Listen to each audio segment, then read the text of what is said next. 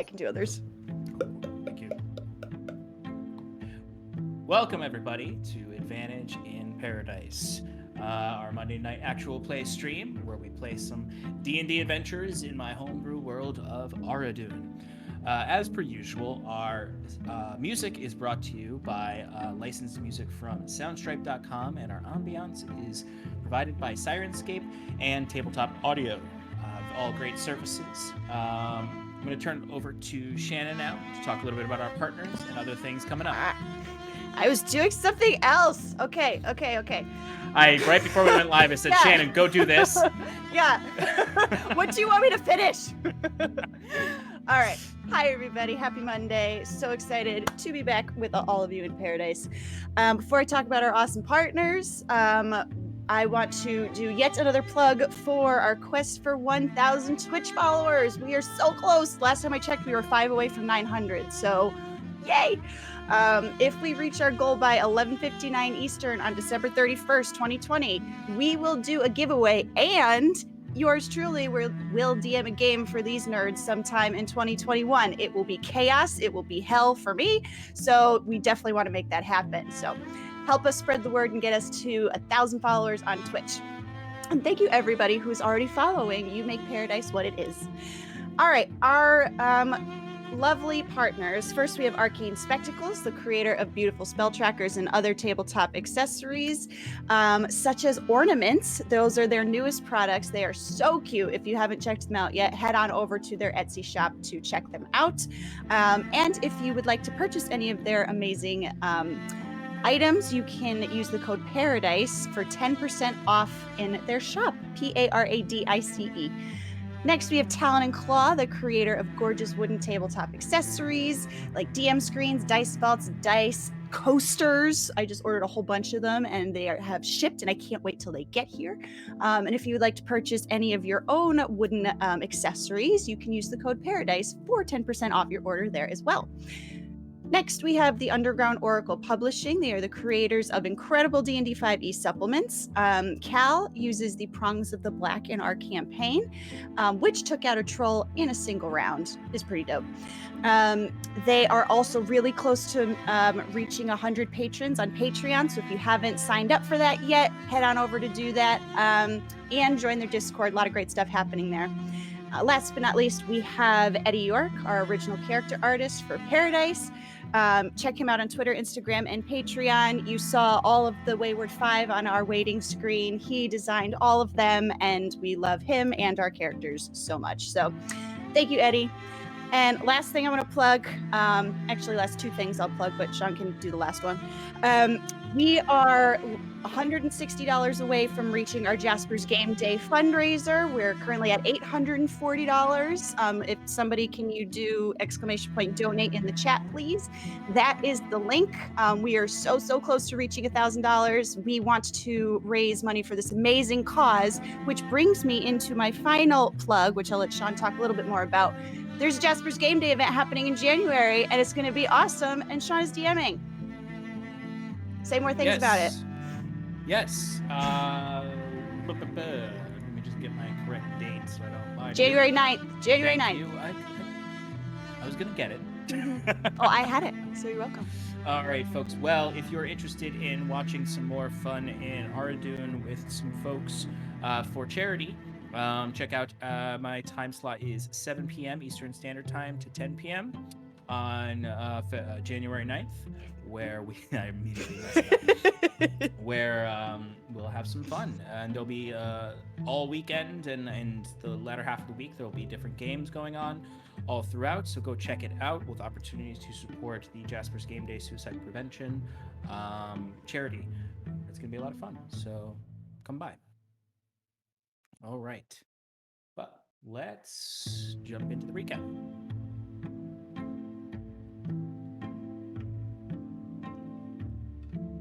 All right.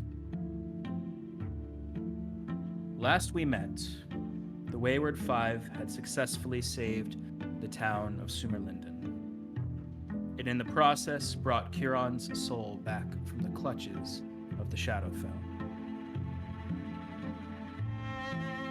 The once youthful, and some might say naive Kieran, now looked weathered by time, frown lines, crow's feet, and a droop in his long elven ears. He and Wiswick retrieved a broken tuning fork and a blackened heart from what was left of Maius' presence in the Linden family crypt. From here, you were all brought back to Carvius Flagon to rest off your wounds and see to the next steps of your journey, now that Maius, the Nightmare Seer, has been defeated.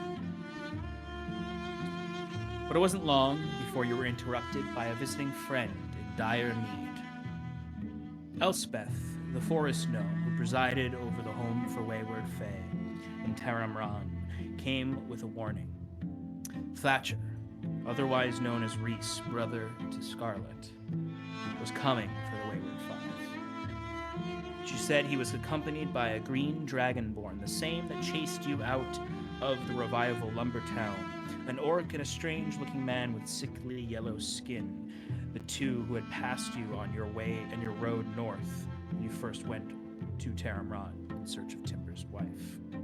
These companions helped Thatcher burn down the home for wayward fae, making refugees of the fae there, and Elspeth and her furball companion Taramran. Elspeth rested as each of you found your own sleep that night.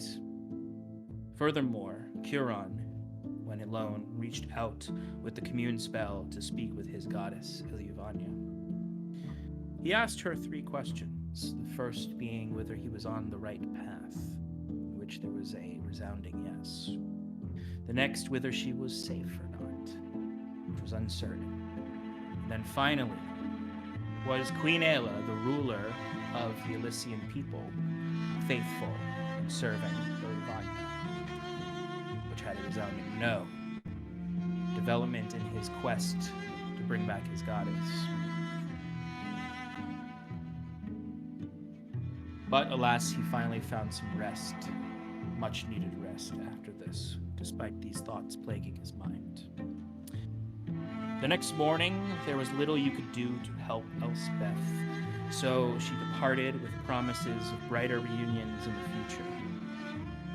Over the course of the morning, you each learned about the fate of the home for the wayward fae. But in the process of figuring out what to do about it, you learned Scarlet was missing select memories. Frustrated with the onslaught of woe, through some heated words, you all decided your best course was to continue toward Caerdol, where you could recuperate, seek allies, and research the Pallid King. With a hastened farewell, you left the town of Summerlinden with richer coffers and some new allies. The roads northeastward were well enough populated with traders, farmers, and random travelers alike, passing through the Crown Lands and into the outer shires. You found yourselves stopping at a crossroad hamlet. The most notable sight within this hamlet was the bright neon glowing lights in front of the only tavern, blinking Frog Hollow Gin Bucket, best 24/7 tavern in the Quintarchy. It was late, and you had a couple more days' journey ahead of you. So you left your horses with the half-drow, half-dwarven Davulus, a Wainwright, stable master, cook, and part owner of the tavern, where you entered to meet a spry, middle-aged halfling named Miles, his partner. But before entering, Curon, with his ever-watchful eyes, examined the dark alleys and surrounding forests, where he found someone watching from the rooftops. The same Crimson Court assassin he had seen in the fields when he first entered Oxland and court territory. They stared off towards each other in the cool summer nights. Curon challenged their presence, and the assassin asked why he would defend such a person as her. He responded that she was seeking a better, more noble life, and that is who he knew. The assassin retorted that the court would not forget, would not forgive. They will come, and then the figure vanished.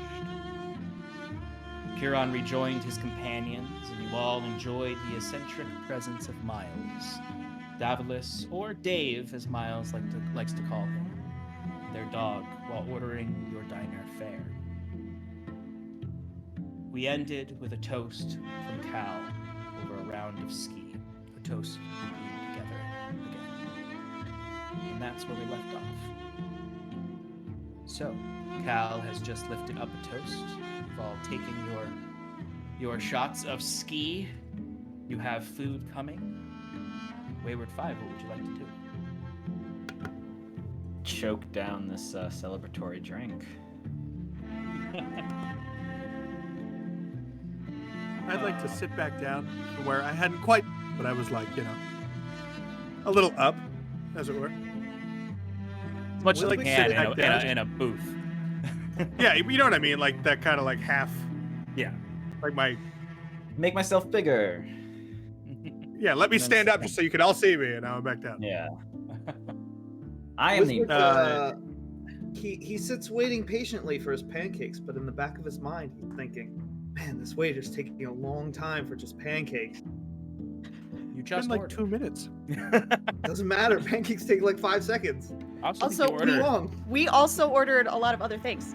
you also ordered Tressie and toast.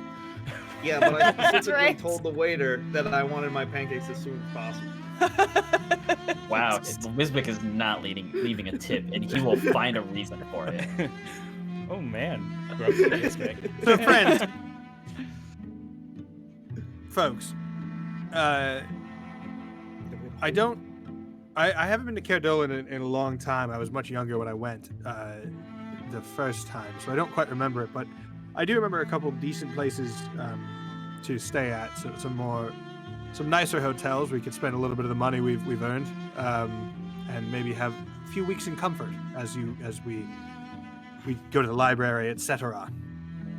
Yeah. Speaking of Huron and Wiswick, what kind of help do you guys think you'll need to find our answers? Well, I'm not quite sure. I would just expect, the reading and the research. Yeah, I'm not too sure about the academia that exists in Caerdolan, but I imagine that it's quite extensive considering that it was what the General Kinsley recommended to us. It's kind of just a toss-up. I'm gonna have to see how extensive the research is when we go there, and I mean, it's hard to exchange information, but hopefully the reputation that we've acquired along the way will be sufficient enough for us to gain access to the information that we need. Actually, I did think of something. It makes more sense for Wiswick and myself to be doing the more arcane research, right? So things looking into the Pallid King and the Morcia conflict, the gods, and all that's been going on. Where I think you, Cal, Timber, Scarlet, could do some looking into concerning the benefactor of the Highland Syndicate's lay sanctums that they've been building. I believe his name was, it's in my notes, Hollingsworth. Edmund Hollingsworth. Okay. And Certainly. maybe How do a you little think? more about the researcher Cillian Fox. Killian Fox? The I same. don't know if I had that right. You only read his name, so it could be either Yeah. one. Well, certainly. I mean, it would definitely help. Do we have any real leads to go on other than the names? Well, Cillian, or Mr. Fox, worked for the university. I don't know if there was a specific name for the university he was at, but it seemed to say in his journal he seemed to be of highborn, and well, he couldn't go back to the university due to his extended absence and his current sponsors. So so I would assume that's tied with Edmund Hollingsworth and originally Fletcher, who started that whole right. research. Certainly. I would say, yeah, no, I think that's within my capability at least. I would To like be to honest, learn more. I don't know how much I really feel like we need to research the whole Palette King and everything that's going on with Huron's religion. I've got my own priorities that I planned on focusing on when I get to Kirdolan. At least for the first couple of days. I don't know how much knowledge we're gonna find there, but I've had this quest for a long time now to find out where my people came from and what type of gods there are hidden within the tomes of ancient history, and I feel like I need to take a little me time. You know what I mean? Kieran looks Could over at understand that. Cal and goes, "A little me time." Yes, well, Wiswick, you can, of course, do your own research. I mean, if the Pallid King does come to invade our material plane, the Snefneblin will also be at risk of losing their lives and their loved ones and their gods. But, you know, But Kieran, if I do what you learn think is more best. about my people, maybe I can create a powerful spell that might solve our issues with the Palette King someday. Ever think of that?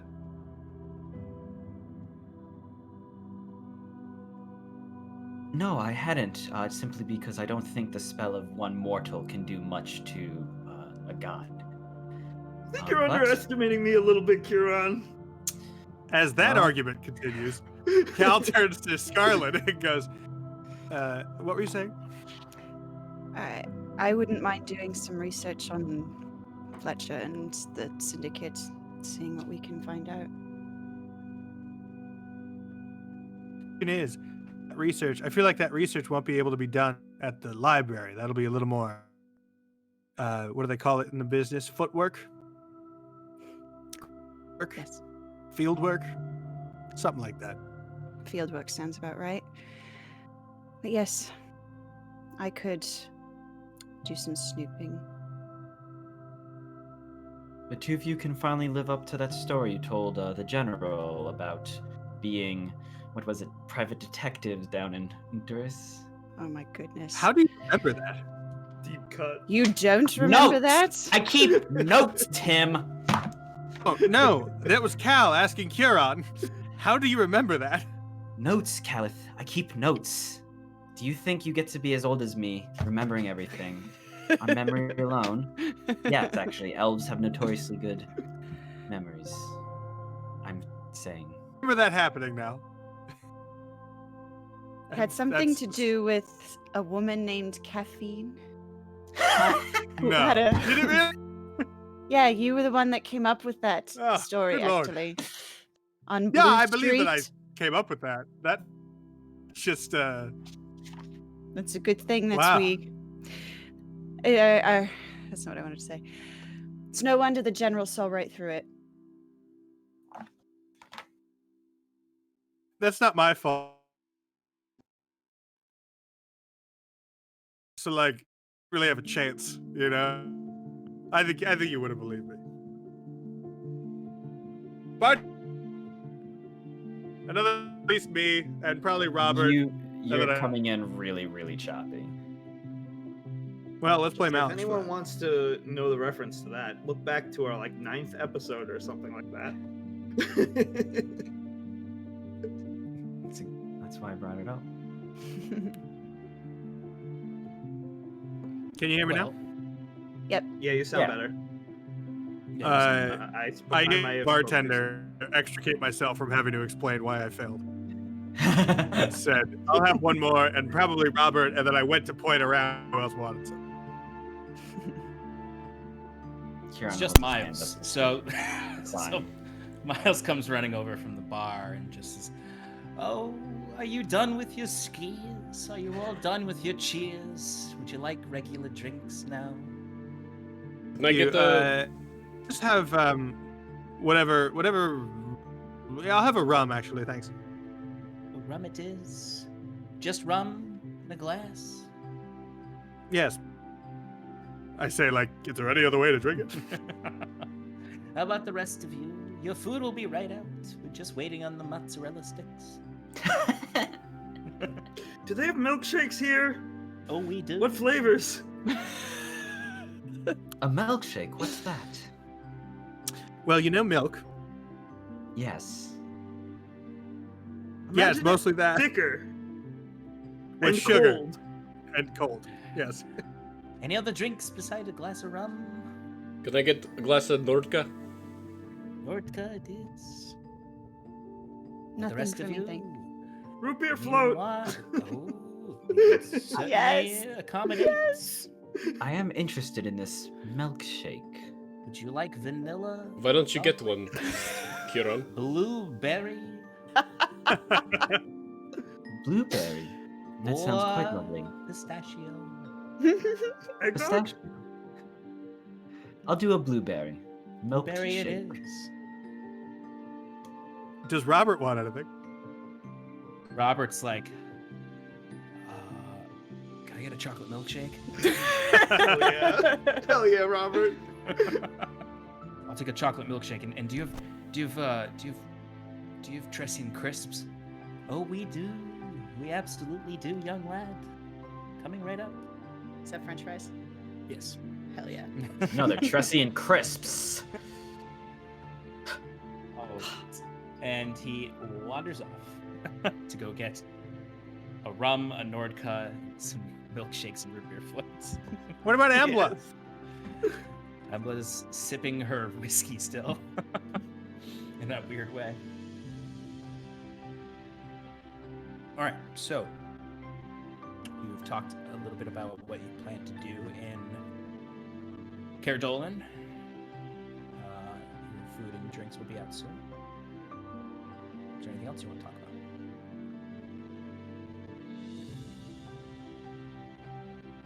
Okay. I'm good. All right. Well, your food does come out soon. That floating, the floating tray comes out. Two of them come out with Miles leaping up and pulling himself up to grab the things off of it. He puts a Reuben down in front of Cal with a side of mozzarella sticks. Gives Scarlet her grilled cheese with a side of tomato soup. Both Wiswick and Curon both got Tressian toast with a scoop of ice cream on it. Timber, I don't think you ordered anything last time, Well, or we just. I was dealing with my rice situation.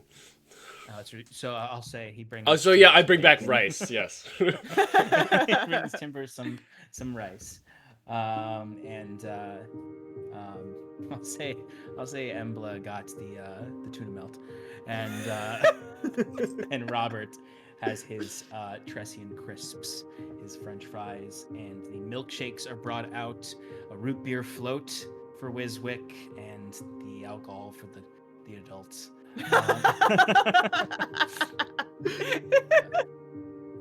Curon, the blueberry milkshake is the sweetest thing you've ever had in your life.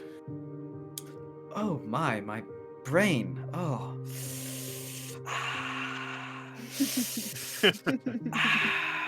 Yep, take a breather. It's very, very cold, but quite delicious. Incredibly sweet. This may be the sweetest thing I've ever had. That's true. I suppose sugar doesn't really get up all the way to Alicia, at least not at great cost. You should have Right, Scarlet warm I'd your say. head up for you. I don't Yeah. know about that. I mean, I got a lot of sugar down in the mines. Rock How? sugar? Yeah, exactly. Is there anything else I can get for you fine folk?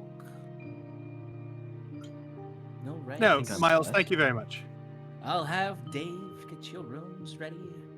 Just step over any of the dumb dog's vomit.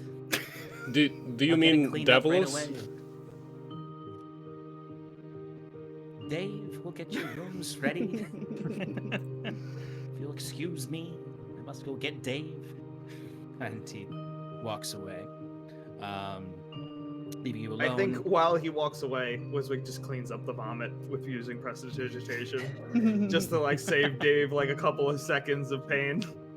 Visvik, when you do that, what happens to the vomit? Do you just put all the particles in the air? Like, do you just disperse it? Where does it go? Hey, wait, are How we does it breathing clean? vomit now? Are we? Yes. You see, Yeah, Embla that's exactly chimes what in. happens. I turned it into air particles, so it absorbs into the atmosphere. It's like evaporating anything that I choose. That's quite disgusting. Yeah, I mean, you'd be surprised how much disgusting stuff is floating out around in the air around us. Have you ever heard of this word He's not pollution? wrong. It's a No. new concept. I don't know if you've heard of it. Well, let's discuss this off camera. What does that mean? All right. So yeah, you're alone in this brightly lit tavern, far brighter than a typical tavern. There's those teenagers in the corner who are just. Why are they staring using at you. halogen light? Yeah, right. It's like, I thought these were illegal. You know, there's just the giant mantelpiece on the side with all the signatures on it, and the very angsty teenagers in the corner. But you enjoy your food, your grilled cheeses, your Reubens, your so on, and enjoy your drinks. I share a mozzarella stick with anyone who wants one. It's critical. It's how mozzarella sticks are meant to be had. This is the critical part of D&D is, do you share your tavern food? Timber's very disappointed with his rice. He thought he was gonna get like little meat chunks in them. Nope. That's what he gets for ordering the cheapest meal on the menu. Here is boiled rice for you, sir. Yeah, you looked and you saw like rice. Maybe it's got something in it. Ooh, it's only Wiswick it's only eats one all of silver. his Okay. breakfast food as fast as possible and then feels terrible for the rest of the time because he's just ate way too much food. Oh yeah, it's got a thick and a heavy syrup on it. Wiswick, It's you like really a- shouldn't eat it that quickly. You'll get a stomachache. As Oh, Kieran too is late. likewise pretty quickly eating his very sweet food. He's like, wow, this is very... I'm surprised we don't have this in Elysia. We only have the finest delicacies. Huron, you typically eat like vegetarian, simple, plain meals whenever you guys are in taverns. This is like the most decadent you've eaten probably since that heroes feast you all had in Magicset a long time ago. Yeah. Wow. Also, like, you just came back to life 5 days ago, so you're like, Yeah. like the sweetness is like these Almost are the things, these are overpowering, the things yeah. I never enjoyed before. Right. You don't learn to love something until, well, you watch your friends die thousands of times in front of your eyes. You should come down to Honduras sometimes. We actually grow sugar in the south, so it's easier to get, and we have a lot of meals like this. Kieran, are you all right? Of course. This meal is lovely with my lovely friends. It's nice to see you all again. As he goes back to eating his food. I can actually eat.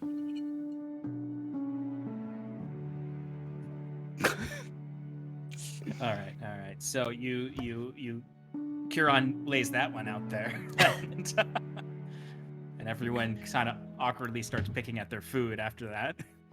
And Yeah, then, Wiswick had his mouth full the whole time, so he's yeah, Wiswick, you're just trying to get it down at this point with your root beer. Like you can see, there's also like a paper red and white swirly straw on it Yes. and this is the most decadent place you guys have seen in a long time, ever probably for some of you besides Cal. Yeah, Cal, you're like, this food's good, but like it's not gourmet. Yeah, I mean, this is like what my chef would usually make. Yeah, exactly. You hear Davalis and Miles arguing in the back room about the dog. The dog has at this point dragged itself over to you and is staring up at you all. right now. That bulldog with just the underbite, and just like it's probably like 15 years old, which is insanely old for a bulldog. It's My new best friend. One very opaque eye. It's just like big What an droplets of drool interesting coming creature. down. I slide him a piece of toast under the table. immediately just like Oh sucking my. it down. Wait, let's see its reaction time. I'm gonna mage hand over to somebody who has meat on their plate, like left over, and I'm just gonna hold it up and then just wait for him to look at it. You see it takes him quite a bit because he's just sort of his mouth is kind of like stuck a little bit from the stickiness of the maple syrup, and he's just like he looks up at it very slowly, just stares at it, and he's not jumping. This dog ain't jumping. He just goes. I'll take it from the mage hand and I'll I'll give it to him. The dog is loving it. You surmise that this probably happens often in this diner. You hear the door to the stable area opens up, and Davalis and Miles come out, and Miles looks over and he's like, "Oh, look at what they're doing to your dumb dog, Dave. They're feeding it scraps. He's gonna puke everywhere. I'm not cleaning that up. Dave." It's like, Miles, it's going to be okay. I'll take care of it. Why don't you get their rooms ready? As Davalis comes over, and Miles starts walking around, he's like, "Where to Zendariel?" And he just stomps upstairs, and Davalis comes over and starts to maybe clean up a few of your empty plates, and Oh, it's okay. picks up. He has the dog under one arm. He picks up the bulldog. So, I hope that your meals were pleasant. I've got your cart all, for the most part, fixed up. There's just a few things I need to check on in the morning to make sure it all stays connected and whatnot. A few last-minute repairs, but you should be good to go by tomorrow at noon.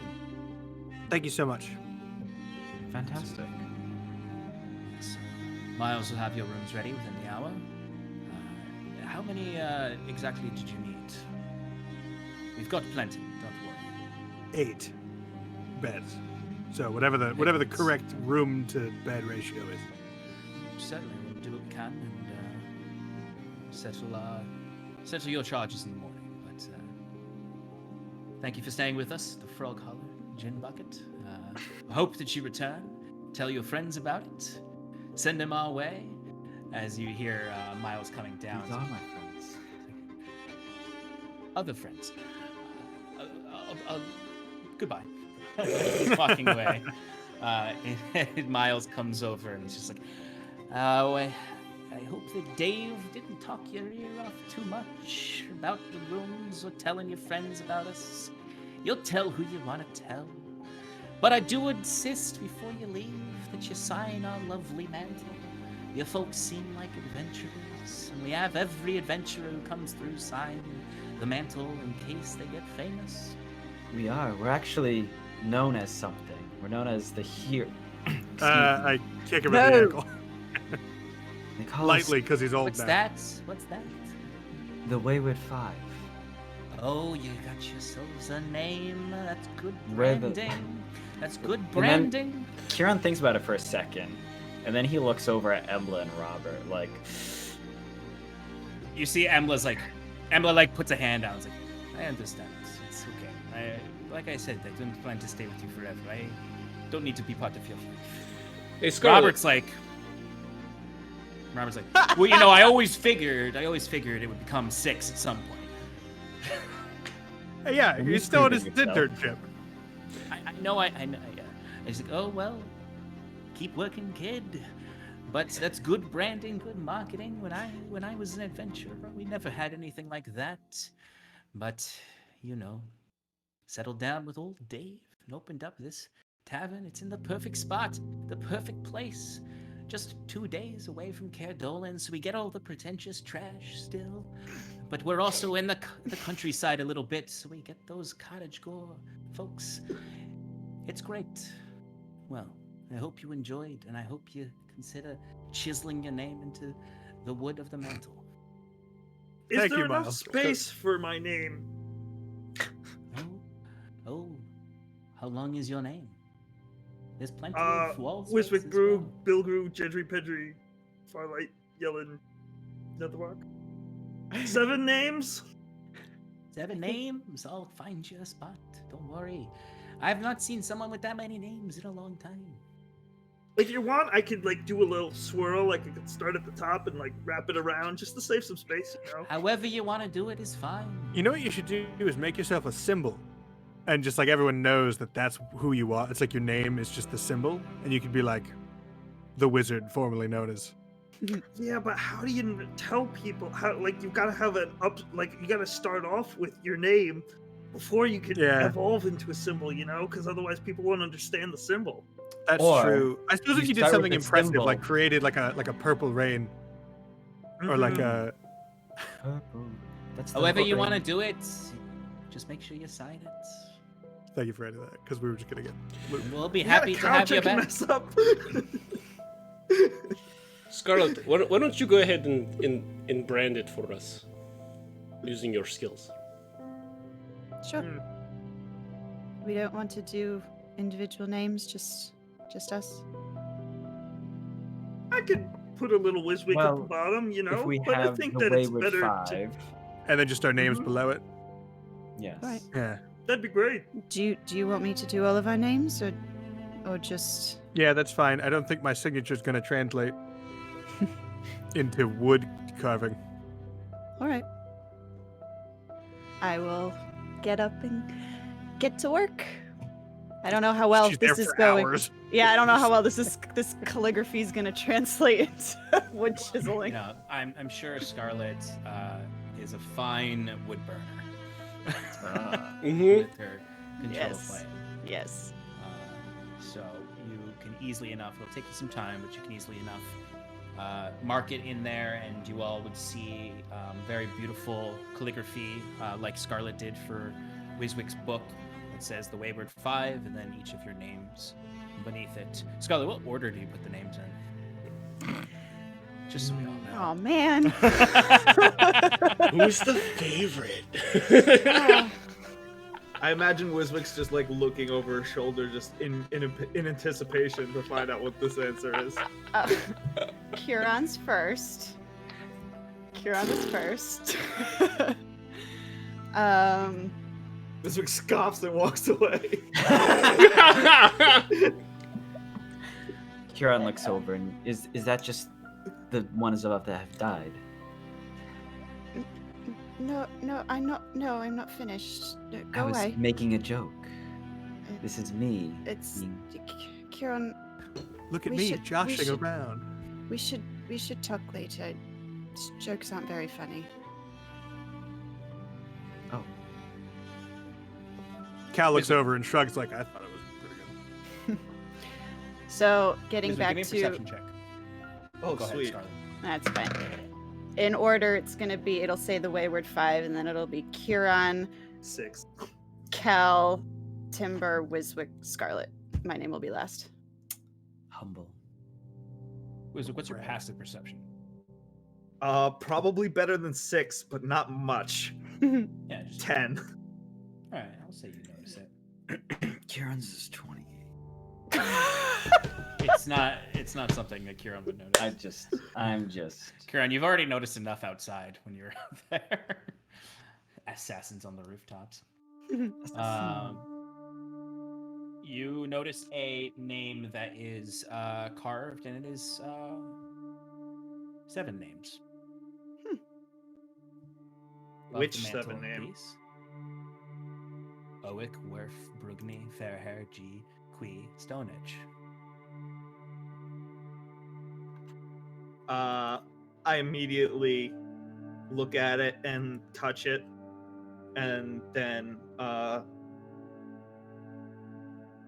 instead of asking anybody about it, I ask, "Our room's ready."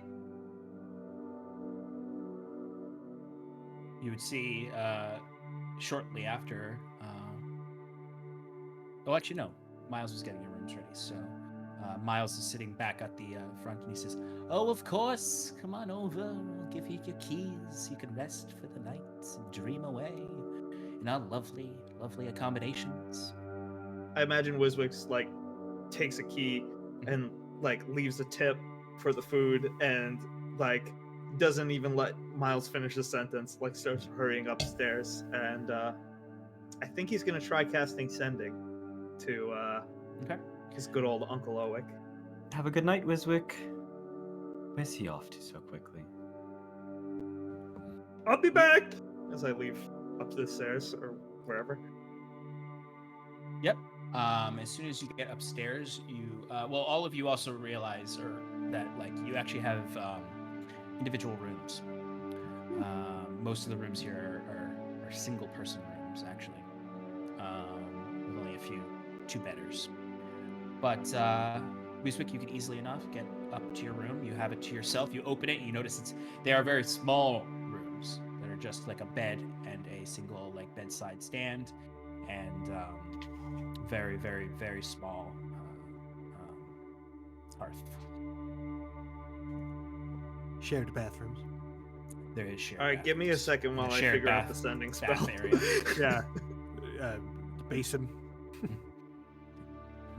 If anyone would like a bath, just let me know and I'll get the water all warmed up for you. We also offer bubble baths, if that is your prerogative. What is that? No, You it's never had a bubble something- bath? Something gifted to me by a Oh. traveler. I don't have a lot of it, so it's expensive, but it's delectable. It is quite nice. I haven't had one since I was younger, but I do remember it being quite fun. I've had one once. Within the delicacy of a rich man's home. It's quite nice. What were you doing in a rich man's home? Don't ask. I just... Okay. Well, I'll sure, I'll try one. Certainly, it'll only be 2 gold pieces for the bubbles. Dave, heat the water up. Run a bath! Run a bath Sorry. for our guests. Would anyone else like to partake? You know, I could use a nice soak. Yes, that sounds lovely, thank you. Well, we have 6 basins, so Me too, me too. that's 3 baths, all bubbled. Anyone else? Does it cost extra for bubbles? It's 2 gold for the bubbles. 2 golds for the bubbles. That's 2. It's just got paid a shit ton of gold. You did. It's Alex, though. This is not Timber talking. This is for sure Alex. I watched him make that dinner earlier. It's rice, and he poured eggs into it, and then put sweet potato on top. It went, there we go. That's a meal. Very healthy, very cheap. All right, three baths. Only one, or others are going to be bubbled as well. Is Kieran going to bubble up? Let's go with the bubble package. All right, we got 2 bubble baths and Scar- 1 regular bath. Scarlett, couldn't you get the price off for heating yours? Because you can just heat yours yourself, right? Timber, they've been kind to us. I think it's all right. Okay. Wait, does hot water even feel good to you? Or does it just feel like normal water? And is all other water cold? It depends on how warm it is. Like Timber said, if it needs to be warmer, I can heat it up. Did you have a problem with burning your sheets when you were a kid? In the night? Yes. Yeah, it was interesting. It's not something to think about a lot. As Cal finishes his run. Yeah, exactly. Cal's not drunk, but he's appropriately tipsy now to just be like, To be asking these weird yeah, just questions. be like, yeah, sure. You're different than me. Let's talk. Your baths will be ready within 30 minutes. Just go on upstairs to your rooms. It's down at the end of the hall. There will be 6 basins. There are dividers between them. Fantastic. Thank you, Miles. Absolutely. Thank you. Have a lovely evening. I'll take care of this. And he starts to clean up your dishes. Wiswick would like to cast a spell whenever you're ready. Absolutely. Sean. I think I'm ready. Don't worry, I'm not gonna put you too much of a ringer.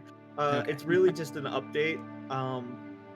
Wiswick says, Owick, I've learned much along my way. Become much stronger. On my way to Caerdolid to uncover the secrets of the diamond in the rough. that's it. Okay. You would get a delay in the reaction time. But eventually you would get a response, and a very haggard response that seems to be having some trouble speaking.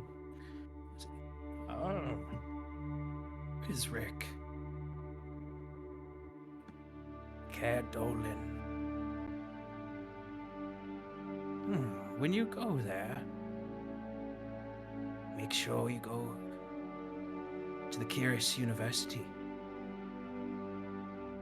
You can ask around. They might remember my name. Ask around, you must. Ask around, you must, yeah. They might remember my name. But, yes, if... Look for, I think her name was Calra. She helped me find what I needed when I was there.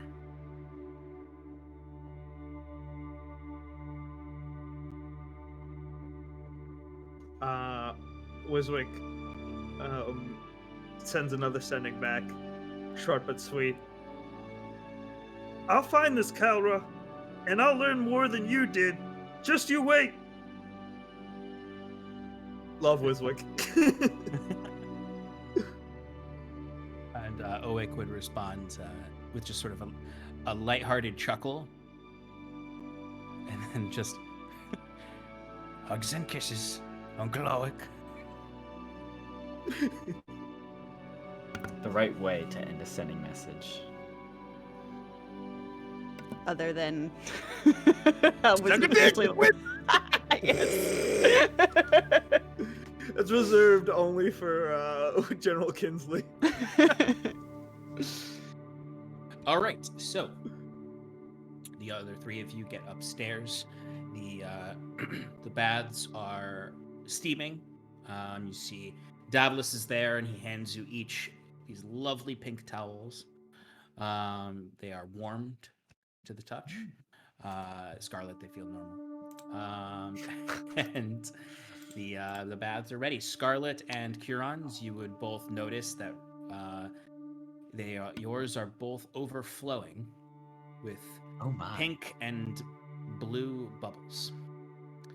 When the bubbles float up into the air, they turn into different shapes that might beguile a child who's bathing in with bubbles.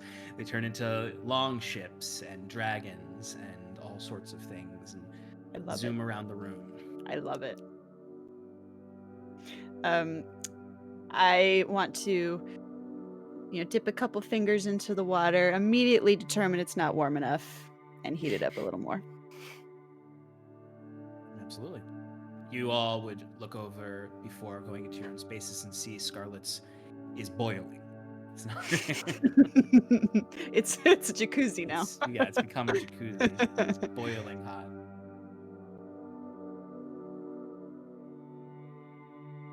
But you enjoy your baths. I imagine Timber might be a little jealous of the bubbles, but they are floating around in the room. Timber would go to walk by their bubbles, be like, oh, my own, and then he would do like a little alchemy and waste some of his blue toad shade to and then dump it in and be like, much better. Timber's is less bubbly and more like carbonated now. Yeah, exactly. Yeah, it's more carbonated. So that's how they make the root beer floats. Oh god, it's just dog. It's just dog. But you each enjoy your bubble baths or carbonated baths. You can take the time to enjoy that. Is there anything anyone else would like to do this evening? Yeah, well, in the baths, Kieran, in the dividers, derobes, gets in, lets out his braid, his long silver hair flowing as he lowers himself into the bath and goes, "Ah, now this is worth living for." Hearing that, because I'm sure these dividers don't block out sound. No, and just another thing, kind of in the spirit of that, you all you travel and you wear this armor and these unwashed clothes all the time, and when you do disrobe, you just generally feel like you guys haven't washed in a very long time. You've had prestidigitation wash that doesn't get rid of smells. And you also might get into the tub and feel yourself stretch and maybe run your hand across your body and find those little scars all over the place. Whether they came from Hydra teeth, claws, magic burning your flesh. There's a lot of just the scars over your body that you've acquired over the last few months. Kieran, Yes, Scarlet. I asked you this downstairs, but I want a real answer this time. Are you all right? Well, I mean, are any of us ever really all right? I suppose that's true. Let me rephrase. Right now, are you all right? In this moment. Yes. Because after what felt like centuries, I feel safe. But it's not just now. Since coming back, really since seeing you come through the portal, back in the barrows, the pocket dimension of Mias's. When I finally saw you, I knew everything was going to be okay. Because my friends were coming, as I had told Mias again and again. He couldn't break me, because I knew I had you all coming to find me. I'm sorry if I joke about, well, my death. It's a hard thing to rationalize. The soul leaving the body. Thinking that for a time there, my body was just an empty husk. Similar to those constructs we saw wandering about, though of course not moving like that. But no, thank you, Scarlet. I am doing alright. I'm doing better than alright. As I said, I'm alive. It's hard to argue with that. I suppose it is.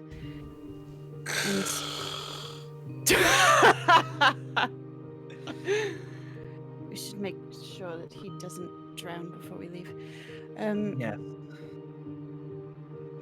But just so you know, when I saw that husk of you, as you described it, there was no way I was leaving it that way. Well, thank you, Scarlet. When I first met you, well, it feels like an eternity for me, but really it's only been a few months. I remember thinking to myself, look at this human, so scared and alone. What can she ever do in this world? And now I see there is much you have to give, and I'm sorry for judging you like that when we first met. What do I have to give to this world? I've done nothing but murder. Have you?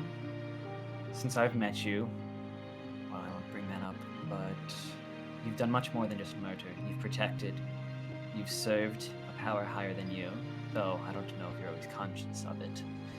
You've helped friend and acquaintance alike, and simple strangers you've met on the side of the road.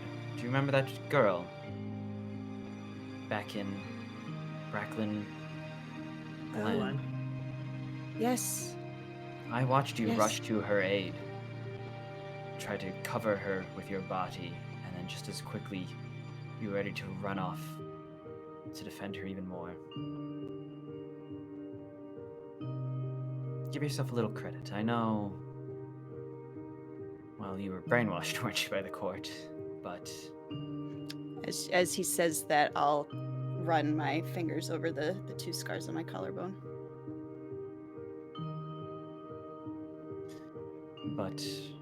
you are not what they made you. You're Rowan. Just remember that.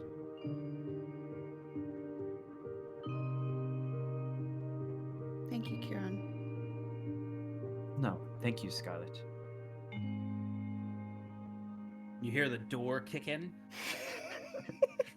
and you see a stack of fresh towels in the hands of Miles. They're taller than him, and a floating a tray floating next to him that has 3 hot beverages on it.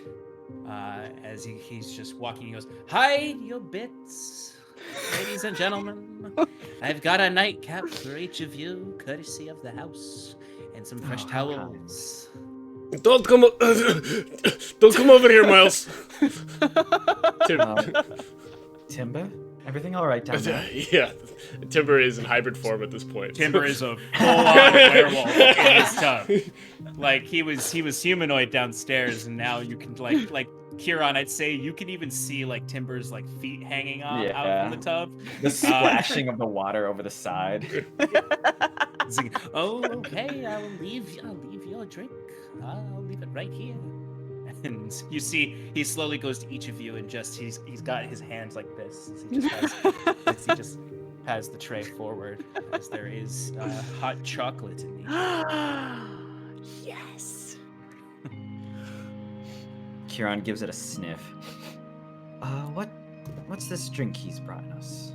Oh, Kieran, you're in for a treat. It's hot chocolate.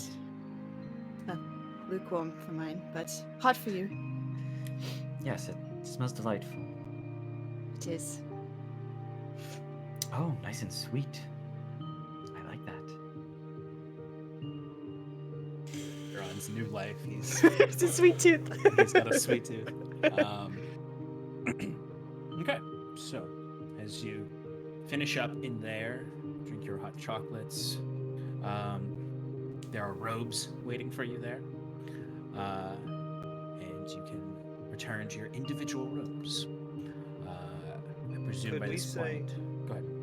Could we say, due to lack of pajama, Wiswick stole one of the robes, so there's one less for everyone else? Specifically, Give me a quick sleight of hand roll. can I use Okay, I don't even care. I rolled an 18. 18 plus 3, 21. All right, who gets out of their tub first, second, and last? Can I wait to steal Last. Cal's robe? Last. Cal's not in a tub. Aw. Okay, so you definitely stole Timber's robe. As the other two of you get out and you are robed up, and you hear Timber kind of splashing around and looking around in there. Where's my robe? I could have sworn Miles brought him 3.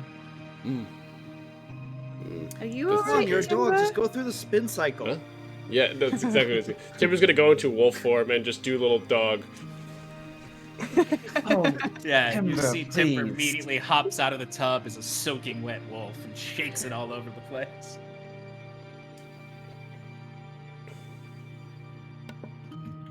All right. Yeah, Wiswick's completely dry, but he's hanging out with everyone wearing a robe. Timber gives him the evil eyes. And of course, this robe is way too large for Wiswick, so it's dragging on the floor. Yeah. And it's Yeah. folded in that weird way of a child wearing their parents' bathrobe. Yep. Exactly. But you are all able to. Wish I had hair to actually comb through. You return to your rooms, clean, feeling refreshed, and bubbly. Oh. But you find your respite for the night. Is there anything anyone would like to do before we move on from here? What time is it? At this point, after eating and bathing, it's around 11:30. Oh, okay, never mind. Having just had that lovely conversation with Kieran, and he had mentioned the court. Is there a room? Is there a room? Is there a window in the room? Yes. Okay. Yeah, it's a long hallway with rooms on either side, Okay. and then the bath hall at the end. Okay. I just want to, as I am putting things away and still finger combing my hair to get the snarls out, I just want to go over to the window and just not as paranoid as usual, but just casting a cautious eye, kind of just out of habit more than anything. Go ahead and give me a perception check. Sure. Kieran does the same thing, but it's definitely a paranoid. Just double checking. Huron, go ahead and give me a perception check as well. 14. I just want to steal her thunder. Yeah. You say 14. And he clearly got more than that. I get a plus 13 normally. Jesus Christ. So when I say a 22, it's kind of like, oh, I guess you didn't roll too well. Could I say that if they roll past like a certain number, they'll notice that Wiswick has telekinesis himself out of his window and up onto the roof where he's looking at the skyline? Yeah, absolutely. I'll say, are you trying to be stealthy? I would say that he's not necessarily trying to be stealthy, but he is being quiet just because he's not really, you might have heard him cast the spell, but once he gets up there, he's just sitting out there staring into the nightlight. Okay. What's your dexterity modifier? The dexterity modifier is +3. Okay. And what are your guys' proficiency bonuses right now? 4. 4. I'm Okay. trying to do his passive stuff. Oh yeah, I'm doing a passive stealth essentially. Yeah. All right. So, Scarlet, you don't notice Wiswick, but Kieran, you would notice Wiswick. But before I get to Wiswick, Kieran, what did you get for the total? 23. Okay. Scarlet, you look out and you just see the low flickering oil lanterns on the streets, empty to you. Lights out in all the buildings. You sort of, you're not being paranoid. You're just looking out of habit, and you feel comfortable going to sleep and not thinking about it. Okay. Huron, with that 23, you would notice. One, you would notice. I'll say you notice this last because it's kind of above you. You would notice Wiswick telekinesis himself, staring up at the sky and the stars. Sure. But before you notice that, you would see across the street is still that assassin. They are making themselves pretty obvious, although you could tell they're hiding themselves so that most wouldn't see them. But they know you can see them if you're looking. Yeah. So Kieran stares him down for a moment before looking up to see Wiswick and being like, what? He opens the window, because I assume it's how you open a window. Or is it out, or is it... It's out. It's like this. Okay, so he opens them out, and he goes, Wiswick, what are you doing up there? You know, just taking in the sights. Don't mind me. Would you like some company? Sure. I don't see why not. Come on up. Huron steps out into the night sky, walking on pure darkness. As he walks up next to Wiswick and sits down next to him, hands up on his knees, like loose, just looking up at the stars. Can we see Cairdolan from here? No, it's still a couple days away. Uh, You can definitely I see think- the lake though, the giant Ulstermere Lake. Yeah, Wiswick's staring off down far into the lake, and he's pointing in that direction as soon as he noticed Huron is within eyes reach. Says, Over there, buddy. I really feel good about this one. I think that maybe I might find the answers I'm looking for where we're headed. You know, we've done so many things along the way, and I feel like we've really made a good I feel so good about all of you, and I don't regret what we've done in the past, but I've always had these questions that have been left unanswered for so long, and I feel like I might just be on the right path now to answer those questions and find out a little bit more about myself, about my people. Yes, Wiswick, I should apologize. I don't mean to diminish the work you've come here to do. I often forget that not all of you are as fervent in your willingness to serve Illuvan's will. Though I, of course, appreciate all the work you've done to assist me. Of course, if you Huron- should need any help, you know I'm always here for you. Huron, you don't need to apologize to any of us. You've been really caring and understanding to all of us. You went so far as to sacrifice yourself for the greater good. I mean, I can't think of a more noble person that I know.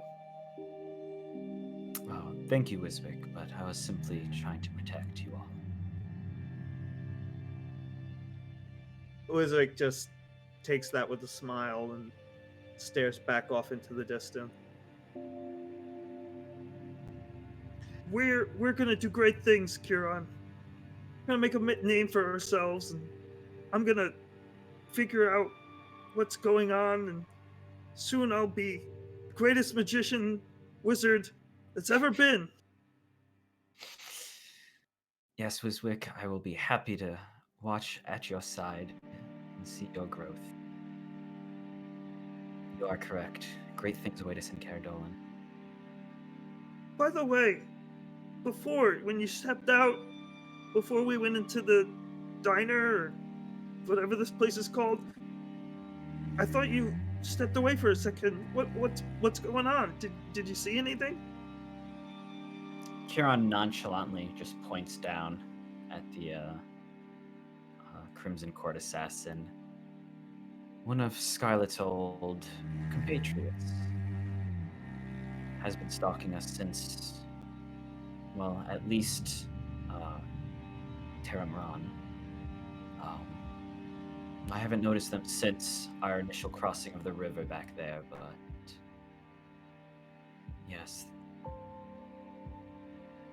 How far away is this guy? If I notice him now? Give me Or a would he perception be check. like the type of thing where, okay, perception Yeah, check? Yeah, you would actually need a perception check. This is definitely a thing where Kieran's able to see something that's not obvious, and even pointing it out is a little hard for you to see. Could I have advantage because he's pointing it out? Yeah, I'll give you advantage because he's helping you. Sweet. I'm helping you. 14. You see where he's pointing, but like you just see shadow. Like it just looks like the shadows of the alleyway. Yeah, it, honestly though, it does look like Kieran's pointing at nothing, but the dark alleyway. Kieran, you sure you're just not seeing things? I mean, I know you got great perception and stuff, but I mean, I gotta imagine that at some point, like, you're gonna make a mistake at some point. I don't see anything over there. I mean, I got really good eyes. I can see really far in the dark. There's nothing in that corner. All right, Wizard, whatever you say. You're right, it might just be a trick of my eyes. I did speak with them earlier, though, so that might not be them down there, but I I thought did have a our legitimate conversation that was not in my mind. Trust me, I've had plenty of those. basic strategy when it comes to assassins is we capture them and interrogate them. No, if this individual wanted to harm us in any way, it would have happened long ago. I don't see any reason to deal with this in a rushed manner. If we take out this assassin, another one will just appear. They have some way of tracking Scarlet. Let's just leave this one. Better the devil you know, they say. Did you get your name? No. No, you didn't. No, simply that, I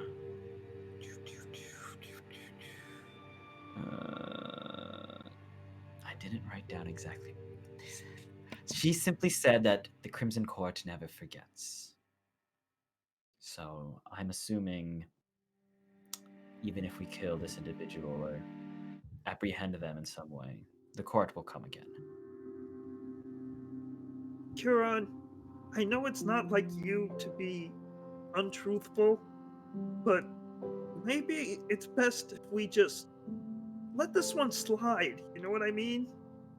If this person doesn't seem to be dangerous, maybe we don't want to tell Scarlet about the fact that she's being tracked. I mean, I'm sure she already knows, and just bringing it up might just cause her to, you know,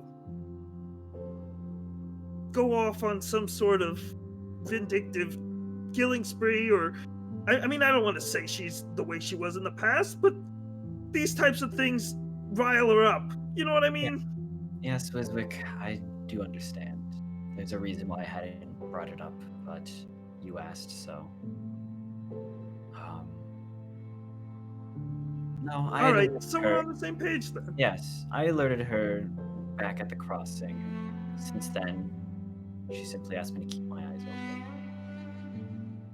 I might mention as we're leaving tomorrow morning, but it feels safe here, doesn't it?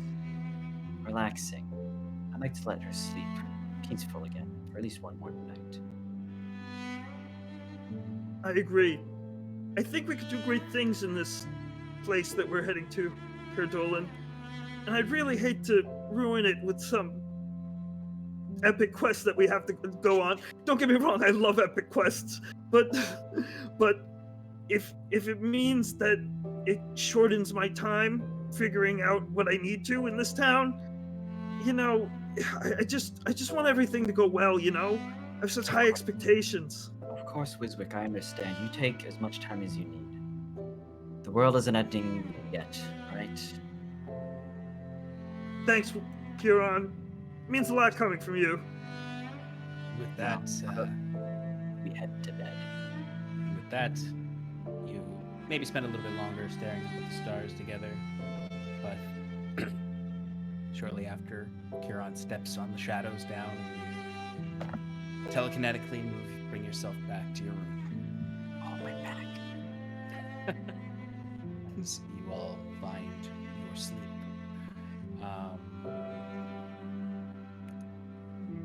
Huron, when you enter into your trance tonight, roll me a D100. No, you roll me. I'm Okay. sorry, I gotta stop that joke. It's childish and trite. 30. I got a 71. Who won? That's 101 together, so let's go take introduction. There we go. to Introduction. D&D. What was yours again? 30. 30. Okay. So your sleep is not disturbed, but you do suffer through some nightmares, although it doesn't work exactly like that because you are trancing. That's sort of this meditative state, where you're more inactive and recalling and meditating upon your memories and your thoughts. But it grows more and more difficult as you do it, as there's just these penetrating, intruding thoughts from your time in the Shadowfell. And there's sort of like this bouncing back and forth between your memories from before you met this party and the memories of Maias's torture of you. So you recall back wandering around in the packed pilgrim-strewn streets of Theris Moor, strange traders giving off snake oils and other strange things on the streets as pilgrims from all over Elysia wander to the holy city of the dead. You think back to those moments when you ascended the steps and you saw the Undying Guard watching you, their undead faces behind the heavy plate mail. You cross through the large arches and you recall the first step you took into the pools of Theris Moor, that strange water that litters the fallen hall. As you saw those roots writhing throughout in the original core of the lay sanctum, scintillating with that bright, dead white light. And the visage of the Pale Queen, when she looked through you, and the seers cast you out, saying the words you heard were not Iluvania's. You wandered out, slightly ashamed, into the crowded streets, thinking how foolish it was to come here. All you wanted to do was go back home to Navale. But that voice echoed in your head again as you remembered it. The prophecy, as you deem it, from Iluvania. Iron grinds against bone. The circle splinters. The one with a pallid mask threatens the children of the moon. Bring me back to your world. And that vision of the spikes rising up from the fog, bone pillars jutting from a grave in that light. And then you bumped into a little gnome who was lost in the city, having come up from his ditch town. And you left that place together in search of adventure. And your dreams returned to peace. And you all awake the next morning, having a lovely rest. A good 12 hours of sleep. Even Curon spent 6 hours in his trance. Whoa, someone slept late. But you are awake. Timber knocks on Cal's and Scarlet's door and says, "Get up, we're meditation." Really? We can't have one morning? No, we had that yesterday when I... Never mind. Get in my room. Oh, fine. Cal is like, hang on a second, and knocks on Robert's door. It's like, get up! Get up, do 2 rounds, full rounds of the calisthenics, followed by 1 round of the strength training routine number 2, and then go through forms 1 through 5. Heavyweight swords. Yeah, tie 2 of the swords together and use those. Oh, you only taught me 1 through 4. Oh, sorry. All right, fine. Do 1 through 4 then, and I'll teach you 5 later. Okay. I'll be back by the time you're finishing forward. And you see he despite that tiredness, you see him immediately run back to his bed and grab his equipment and start running out. And you're like, and he's not wearing his clothes properly. He's in his undergarments as he's running out with no shoes. I don't stop him. Embarrassment's good for the kid. As you I see it and do one of these faces, just like the. Sure, sounds good to me. Yeah, and then you see you head over to Timber's room and you hear from downstairs Miles yelling, "No shoes, no service, kid! Get the fuck out of here! Put your clothes on! What are you crazy?"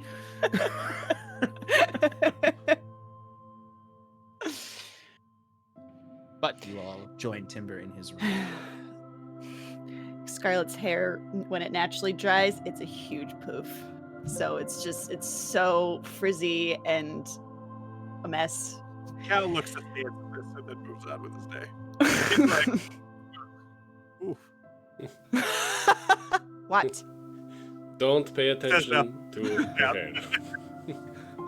What's wrong with my hair? This is the way it's always looked. Yeah, it's fine. Looks great. Timber, I believe we're. Okay, now we shall begin. Wiswick comes in a little later and he's like, "Whoa, Scarlet, have you ever considered a hat?" Wizard, get out! We're trying to. Mage hand, the door closed. Timber, I will say, and I don't know if this was just because it was after things, but the last time I tried to do this, it didn't feel right. I don't know if I was doing it correctly. Cal's already meditating. He's fucking show off. He's already just turning his brain off. Yeah, he just turned his brain off. Timber's like, Scarlet, explain to me what you are feeling. I tried to focus on the flame like you taught me, and it just felt empty. It didn't feel comforting like it usually does.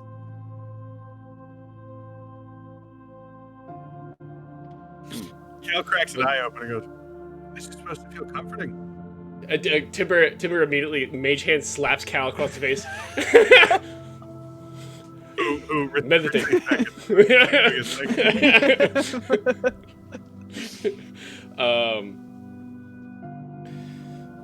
I don't quite know how to explain it.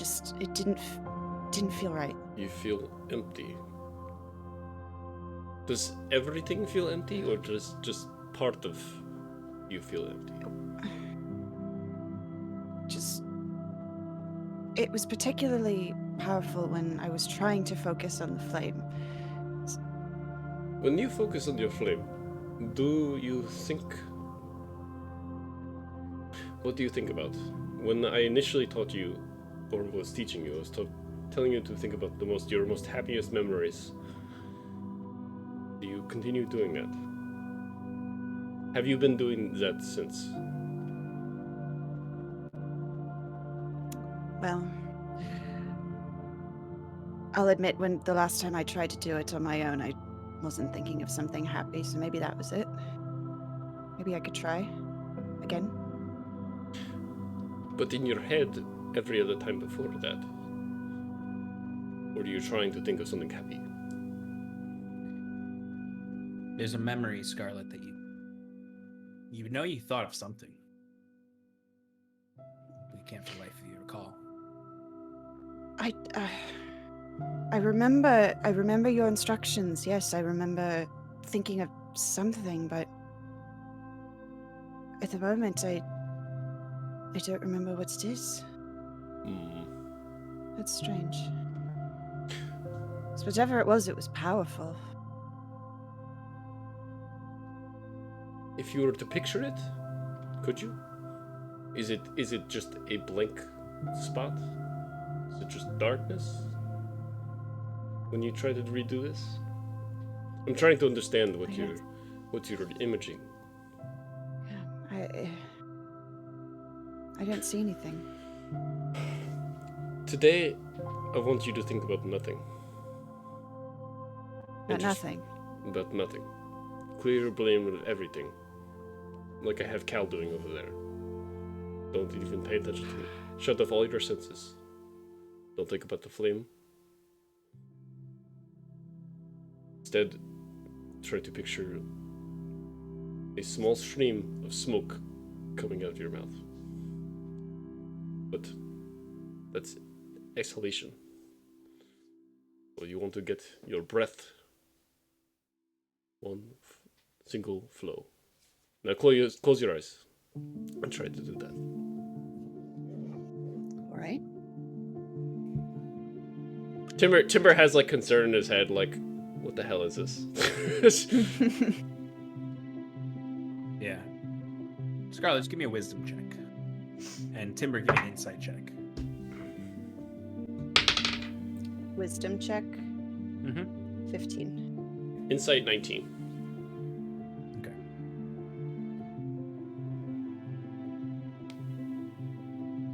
Scarlet, you attempt to focus on this breathing exercise, this idea of your breath being a continuous stream of smoke leaving your lungs.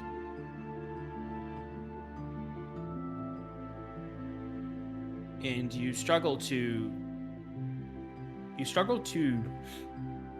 purge your thoughts of that empty memory. And you suddenly start to feel intense anxiety about it. You begin to sweat. Your hands shake a little bit as you attempt to focus on the breathing, but like this memory peels in of you running around in a field with Reese. And then you look towards the horizon and there's nothing there. And the sight of nothing there strikes you with utter panic and fear and doubt. And Timber, you would notice her lips quivering, her hands shaking, her breathing quickening, her brow sweating. There is a disturbance in her spirit, a wound.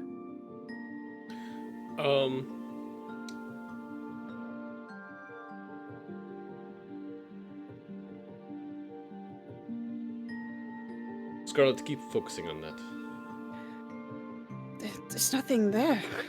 Keep trying. Timber, there's nothing there.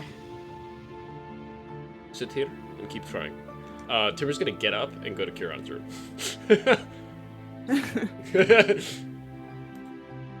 How can I keep focusing on something that's not even there? Shh, try. That's not helpful. Al's just like, I'm doing better than you.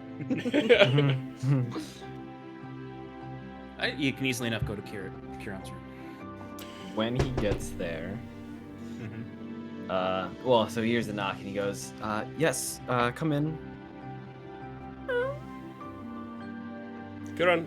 And he'll be in a little magic circle sending to Elspeth.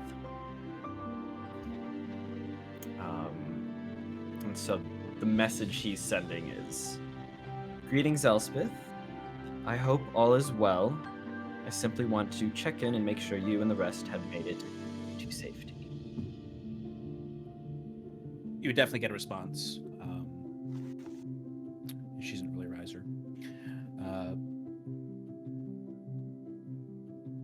Kieran, it's still bad, but they're gone.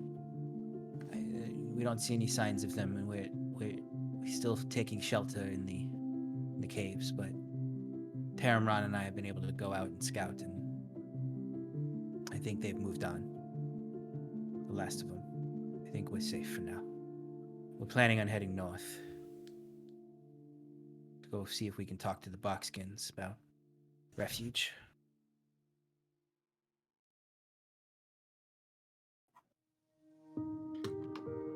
All right. And with that, he turns to Timber and goes, "Sorry for that. I was simply reaching out to Elspeth. It seems that they are safe for the time, and Thatcher's men have left. But I'm sorry. How Oh. can I help you?" That is good news, I guess, for now. Hey, do you remember when Scarlet? You've been with Myas a long time, so yesterday I kind of played it off, or a couple days ago. When Scarlet had no memory of her partner Caleb, and yes, I think As something I else is said going then- on with Scarlet. She's having some difficulty doing some of her meditation training that she has been doing for a little while, but she's been doing it well. I think something is... I can tell a disturbance within her body. I have that keen sense for that. Myas. Wisps when she was taken. Any Yes. permanent effects on that? Do you know of any that could have happened? Well, as I had said, it seems that Myas loves to, say, feast on the pleasant memories or the terrible tortures of his victims. I had recalled seeing visions of my hometown and temple, places that were very safe, happy memories for me. It must simply be another connection like that. Caleb was important to her, and she's lost that memory, it seems. So whatever she was focusing on in this meditation previously, that's another missing element. It's just a shame none of us really know her that well to know what it could be.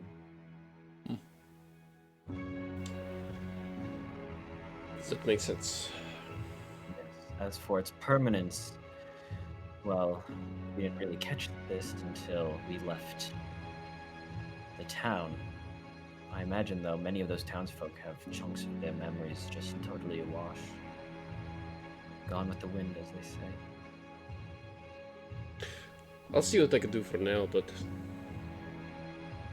This may be something we can pursue later in Caer Dolan. correct. If only she'd forgotten her time with the Crimson Court, it might relieve her a little more, but that doesn't seem like the kind of memories Myas would go after. It's definitely the happy ones, and I definitely did not think much of it at the time. Which, We also must be very careful. about The shock that she could go into in realizing that there are entire portions of her life that are gone. You saw her, she started to panic back there, and her mind seemed to fabricate memories out of nothing to say, or simply leaving gaps in it to make sense of it all. we shall tread lightly on that subject. For now, Of course. let's get our things ready. They're almost done with their meditation. We should head out. Agreed. And with that, Timber is going to go back. When you walk in, Timber, Scarlet is sitting, her elbows on her knees and her hands just in her hair, just like gripping the sides of her head. Okay, Scarlet. That's enough for today. Why can't I remember it? What am I doing wrong? You're not doing It anything. was not this. It was not this difficult before. Let's take a day or two off, and we'll come back to this. Maybe you only just need a little bit more time. Good job, Keleth. Cal puts a hand on Scarlet's shoulder, squeezes once comfortingly, gives Timber the bow appropriate from student to master, and walks out. A man of many words, Cal. A man well beyond his depth at the moment, is what Cal is. Wiswick and Robert are debating which pamphlets for Caer Dolan they want to go to first. Robert should be Looking at all the working, museums, and Robert's looking at which is the where Cal is slips and going slides now. and the action. You would 100% walk downstairs, Cal, and notice that he is not doing his exercises, and he is 100% talking to Wiswick. And Wiswick is making up places in Caradolan that sound really cool, and Robert's like, oh, I never thought of that. Oh, Robert, good. I'm glad you finished. That means you can go through forms 1 through 4 perfectly for me, yes?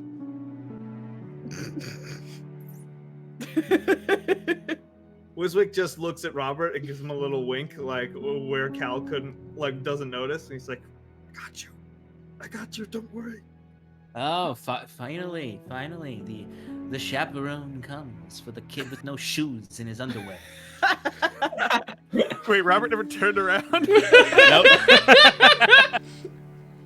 Robert, you get points today for your dedication for continuing to do your lessons while declothed. But go get dressed and then come back down and do forms 1 through 4 for me. Fuck, okay, yeah. Predictably performs them poorly and shabbily, with several mistakes. Cal kind of does this. All he goes is, and then he stares at Robert for a while. And then he takes a deep breath and goes, go put your things away. We're going to be leaving soon. Yes, Mr. I'm Cal. making it clear he's disappointed me without telling him that he's disappointed. Yes, Mr. Cal. I rush upstairs, noting, and you see him stop at the bottom of the stairs, and look at you and wait for you to say, "You don't have to call me Mr. Cal." And the fact that you don't, he's like, Not anymore. He should be calling me master, technically, but I haven't enforced it. and he rushes upstairs to get himself ready. You all get yourselves gathered together. Scarlet, you take some time to recuperate from that. Gather all of your belongings together, and you gather down in the diner as Davilis comes in from the side entrance to the stables, wiping his hands, and looks to you. All right. Looks like your wagon is all set and ready, good as new. Hope that your rooms were well enough for the evening, and that you enjoyed your stay here with us. It was excellent, thank you. I believe we are ready to settle the bill. Certainly. Based on the food that you had last night, I believe Miles has prepared you with breakfast baskets to go, free of charge. Oh, Thank you. Dave, of course I have. Who do you think I am? As Miles comes over and hands you all these, wrapped in almost like a picnic style kerchief. There is some sweet bread. Does it have a smiley face on bacon. it that says "Have a good day"? I'll say yes. And then there's also something on it that says "Thank you" with just a star next to it. And there's sweet bread and bacon in there. Oh, we're looking at this all. It'll be roughly for all the food and then the rooms. Let's see, you had 8 rooms. That's 40 silver or 4 gold. Excellent. And I hand it to him and go, is that for the baths as well? Or did we already pay that? Oh, no. The baths is an additional 4 gold pieces for the bubbles. I pay him the money. Cal, Wiswick I'll does give his you the 2 gold regular- later. Yeah, I was gonna say, Wiswick pulls out his purse and then immediately puts it away as soon as he sees Cal's reaching for his purse. As they both escort you outside where the cart is ready with your horses. It's around noon at this point. You see Dave has his hands on Miles' back as Miles is holding the dog, the bulldog, and they both wave to you goodbye as Miles shouts after you, always know you can return to the Frog Hollow Gin Bucket. Your names are on the wall now. You're special VIP guests. Thank you, my friend. And you may want to think about raising your prices. I think you can get away with charging a little more for this kind of service. No, don't you worry. I've got an idea for a new sandwich called the Wayward Five. Oh, indeed. 5 different types of meat? I tipped him Jeez. 2 extra gold.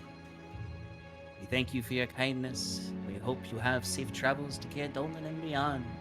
And I go to touch that brim of the hat I don't have anymore. And instead I'm just like, Dave calls out to you. Do be careful. Vacationing in the north can still be dangerous. thank you very much. And then I don't Yeah. crack the reins because we're not going very fast. But I And the wagon begins to gently move. nudge with my heels my horse. As those of you on horseback or ponyback begin to leave this little crossroads hamlet, heading on the last 2.5 day long journey to Caer Dolan. This is where we're going to take a quick break. We'll come back in 5 minutes and we'll jump into the road to Caer Dolan and Caer Dolan itself. Woo.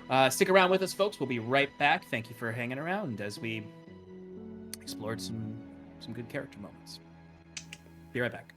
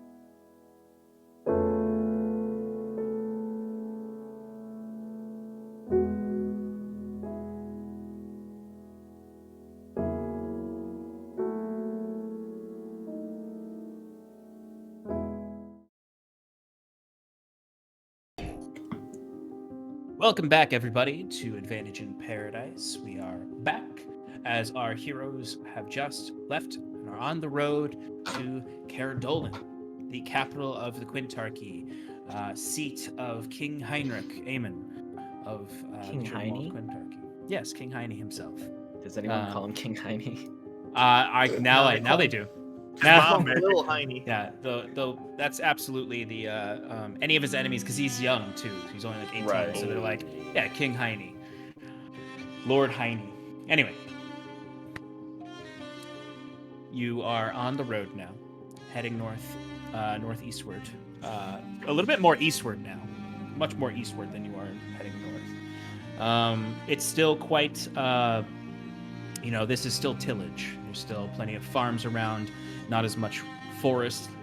Much of this land has been deforested already from the beginning of Oxland's time here. So the trees themselves, the forests you do see, the little glades, they're all young. They're not very large. They're sparse.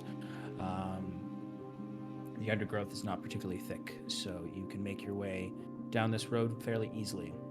You, just like the previous days, you see farmers and other folk traveling through. It's a little bit busier the further along you get.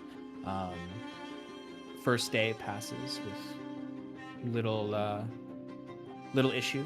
And the second and third day do as well. Is there anything anyone would like to do during these 3 days? Yes, Or please. 2.5 days, really. When we're like traveling and just there's or downtime whenever whenever the opportune moment arises, I would like to just chat with Embla. You want to do it when you guys settle down for the night, one of these nights? Yeah, I think that'll be the easiest.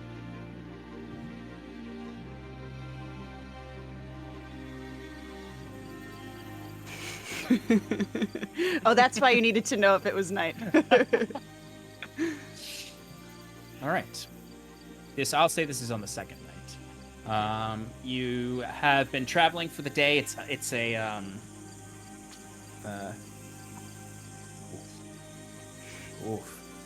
a 98-degree day. Oh, so it is- Scarlet's hair is poof, twice its size again. Well, Yeah. for you, Scarlet, your hair might be poofy, but you're feeling fine. Oh, that's right. That's right. Yes. It's a temperate day for you. Yes. But it's been a long day. Like, for those of you who took baths, you're immediately like, I wish I was in a bathtub now and getting all this sweat off.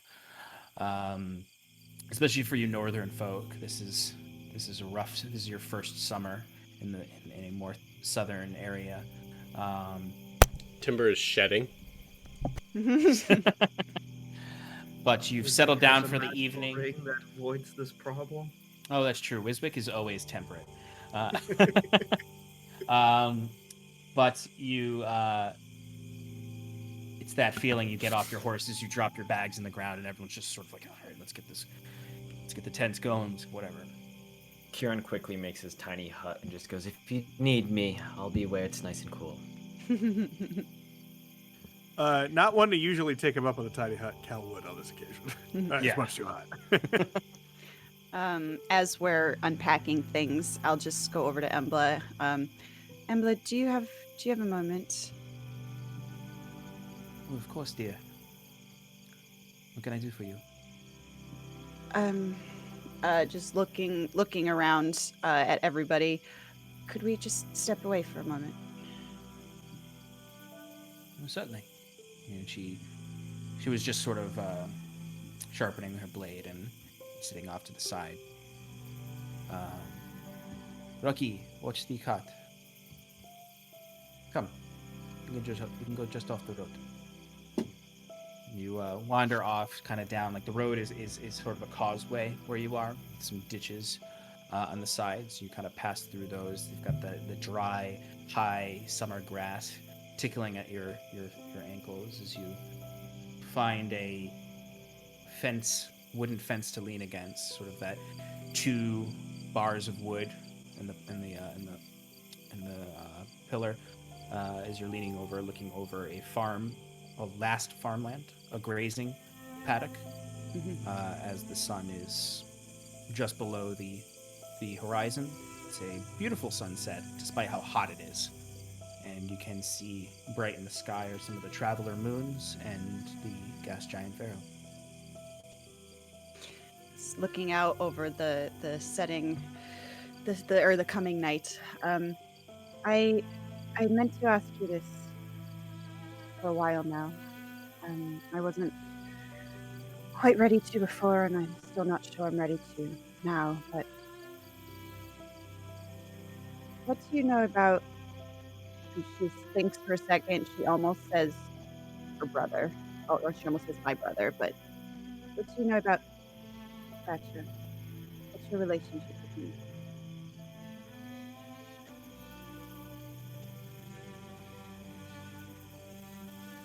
That is a complicated question.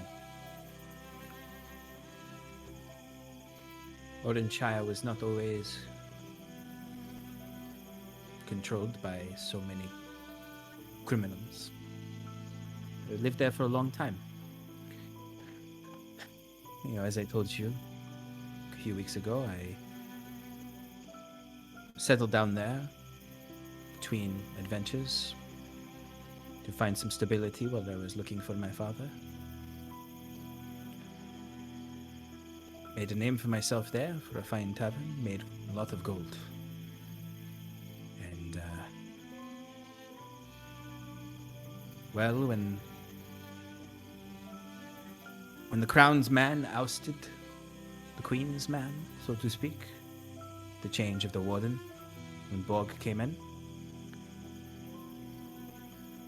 there seemed to be unfettered access to the city from the Highland Syndicate. And I had not seen this man Thatcher. I'd never even heard of him. I had heard of Fletcher. Oh, what did you know about him? I knew that he came in and tried to threaten local businesses. He tried to come into my shop. He tried to come into my tavern once, and let's just say he left a little bit bloodier than when he came. But then everything changed all at once.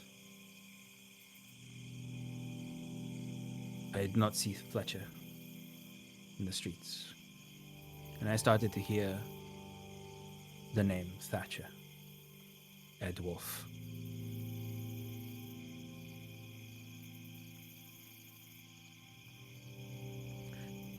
People got scared. Less and less town's guard by the day. They retreated all to the inner part of the city to protect the warden's hold. And it was the last long dark that things got particularly bad. Oh. Ed Wolf somehow infiltrated, hoarded, stopped all transportations of grain and other food stock. Somehow hoarded it in his blighted row in the Gap. And all the warden could do was whatever he said. Or the people would starve. That was the first time I knew Thatcher. That's terrible. I did what I could. I sold what was left in my emergency stores to those who needed it, but many died that winter.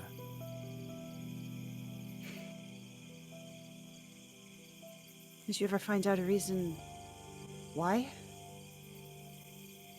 I suppose it was him trying to make an impression. Since he was in charge now, supposedly. After that, he just started to buy up every scared person in the city. And the guards left and his brutes showed up. The only thing standing in his way of fully controlling the city was myself and the warden. And we all know what happened to him.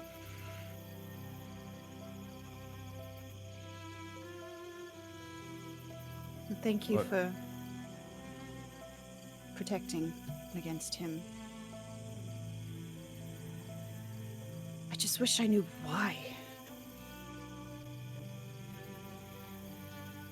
From what I heard when I was there,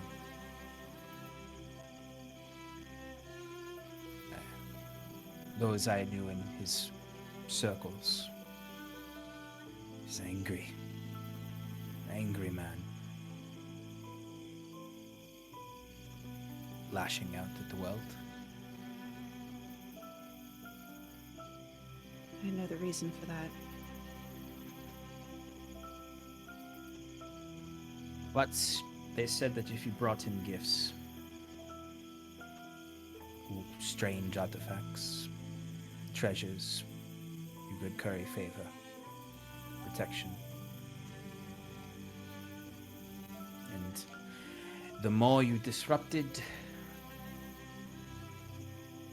the order of things, really, I guess. Whether it was the warden, officials from the crown, the more he liked you. He just seemed to want to destroy everything. Did For you the ever sake of it. Did you ever speak with him? Only once. I woke up, went down to check on the horses. Rocky was hungover, and he was sitting in my tavern. It was just him.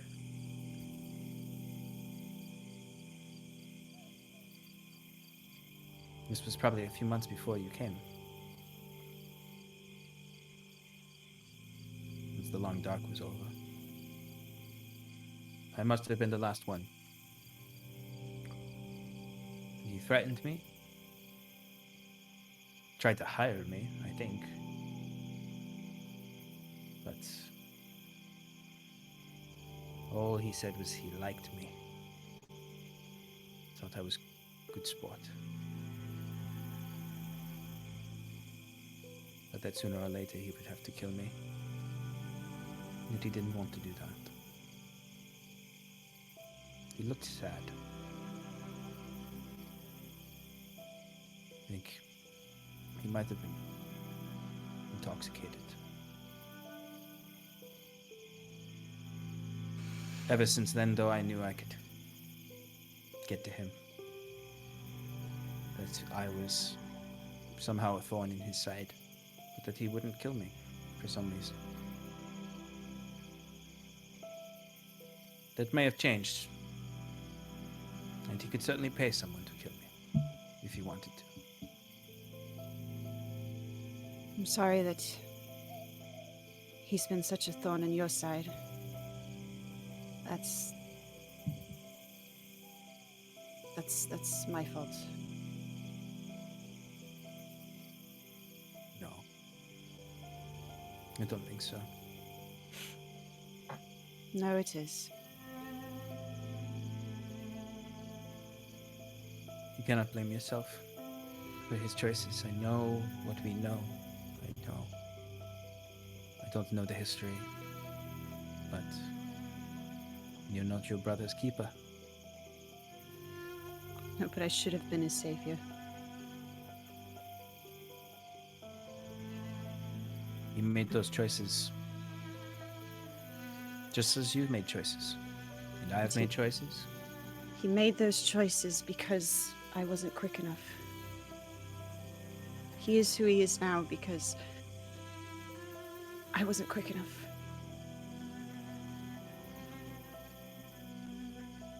After all that we have seen, all the things you lot have reported back from Timber's wife's death to what you learned that night we escaped, I'm not so sure you are the sole one to blame for his inability to properly heal. You think it has something to do with the mask? I don't know. I don't know a lot about this mask you all talk about. People talked about the mask. I have heard the rumors, but the way you speak of it, it's much bigger. We just viewed it as something he used to scare people. But I don't know. From what you have said, you have both had painful life.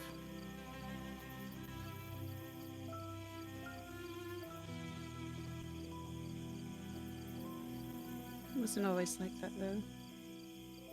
We were happy once. That was a long time ago. Tell me about it. You did not share a story when I cooked you dinner. Well, the person that I know is Reese was charming and kind and charismatic, and everyone loved him. Everyone in town knew who he was. And so, because they knew who he was, they knew who I was. There's no denying the resemblance. He was always the one that he knew just what to say when my temper got out of control. He was the one that would bring me back. I remember the first time we discovered that fire didn't hurt us. We were supposed to be cleaning up the shop, and as teenagers, of course, we weren't. But I had been turning around holding very hot metal in a clamp, and I tripped over a hammer that was on the floor, and he instinctively reached out to catch the hot bowl, which had just come out of the fire, and he held it like it was nothing, like it was just an ordinary bowl. And he passed it to me so I could feel it, and it was like an ordinary bowl. And so then we spent the rest of the afternoon rearranging the coals in the forge by hand, until our father came in and told us to stop.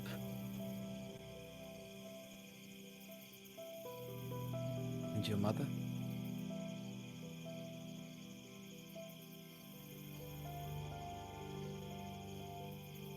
I never knew her. She left before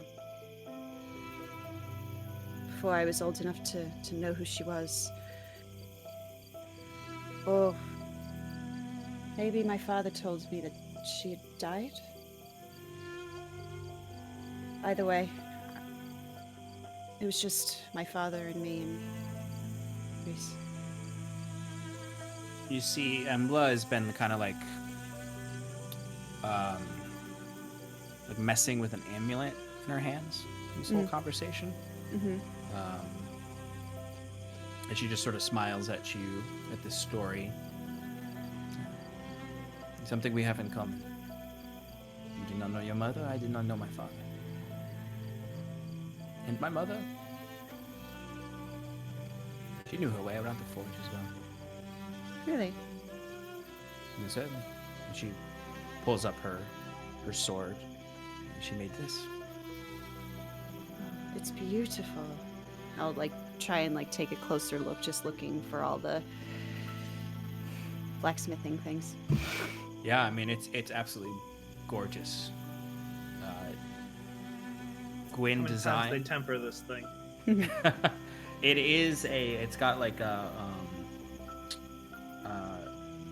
rippled steel in the blade that has that rippled texture. Damascus steel, rippled steel. Beautiful crossguard, but it has that Gwyn efficiency to it as well.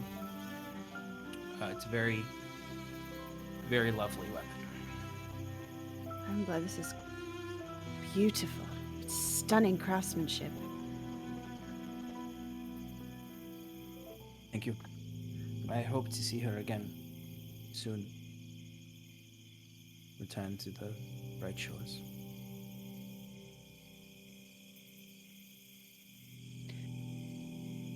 Well, I don't want to keep you any longer, but thank you.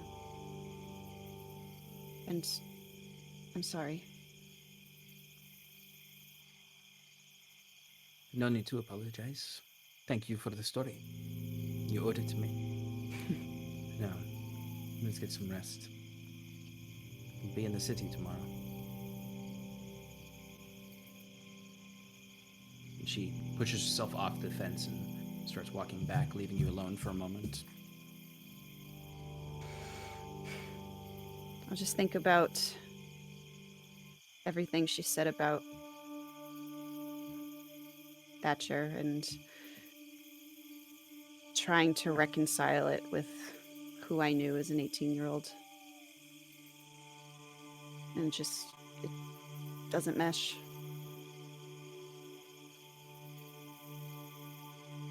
And then after just a few minutes of quiet reflection, I'll follow her back. Mm-hmm.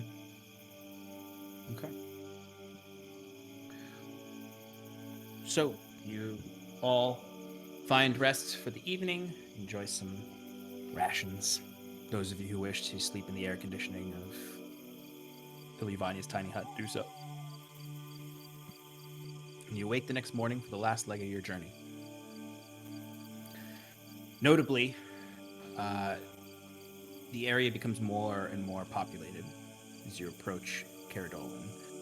You notice there are a lot more makeshift homes and hamlets all around that are collectively getting more and more dense. The farmland is shifting towards smaller homesteads and a small exterior area. You begin to crest a hill as you notice this area is generally lowland hills. As you crest this hill, you see in the distance the tall walls of Caradolin. Then you notice in front of those tall walls is another set of walls. Shorter, thicker, with pointed bastions every so often along them. And you notice all for about a mile, half-mile stretch outside of these walls is just wagons, makeshift homes, a neighborhood of shanty houses and whatnot that make up the exterior metropolitan area, so to speak, as you see a sign for Frog's Hollow. And you begin to enter into the muddied streets as there are a cacophony of carts and traders and loud booming voices as there are a synergy of both street beggars and street merchants all along this main road that you can see is actually a buried, cobbled road that is just buried under the mud and grime and wet hay that makes up this exterior portion of the... What's the wet hay over? The wet hay is over... What? Poo. It's over poo. Where's poo? As Curon has somehow reverted to a child after coming back to life. Well, they say old age is a second childhood. Back in my day.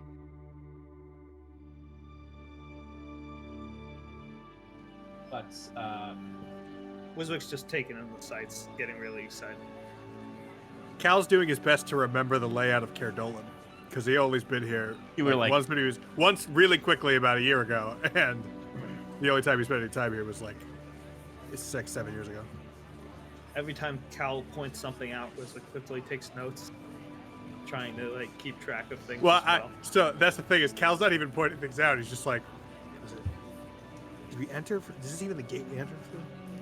Yeah, Cal, you're definitely like there's like very tiny things that are coming back to your mind of like what you know of Caradolin, Why don't you give me a quick history check?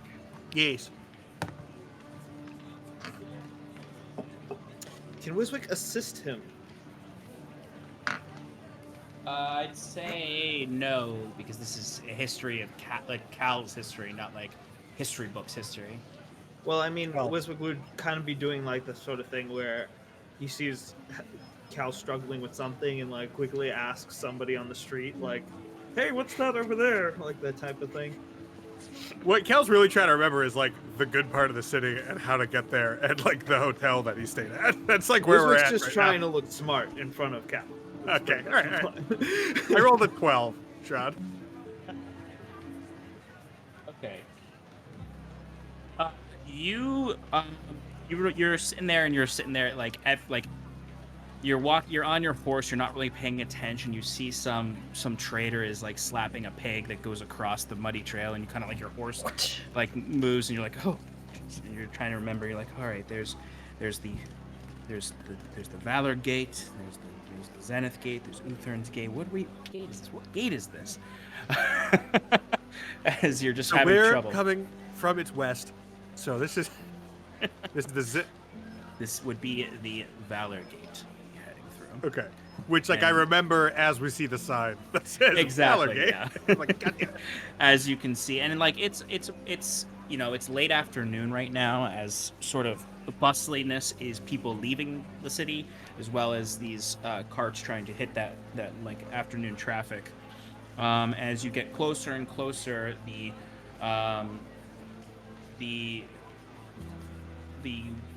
street merchants and street urchins become less and less, and there's more small, more permanent structures that make up this exterior area. But then there's a very notable gap that you reach, where you can start to see city guards, and you can start to see the ditch that is in front of these massive bastions that you can now see very clearly. And you can see these guards are keeping people from the actual battlements and trying to traffic them through the bridge over the ditch.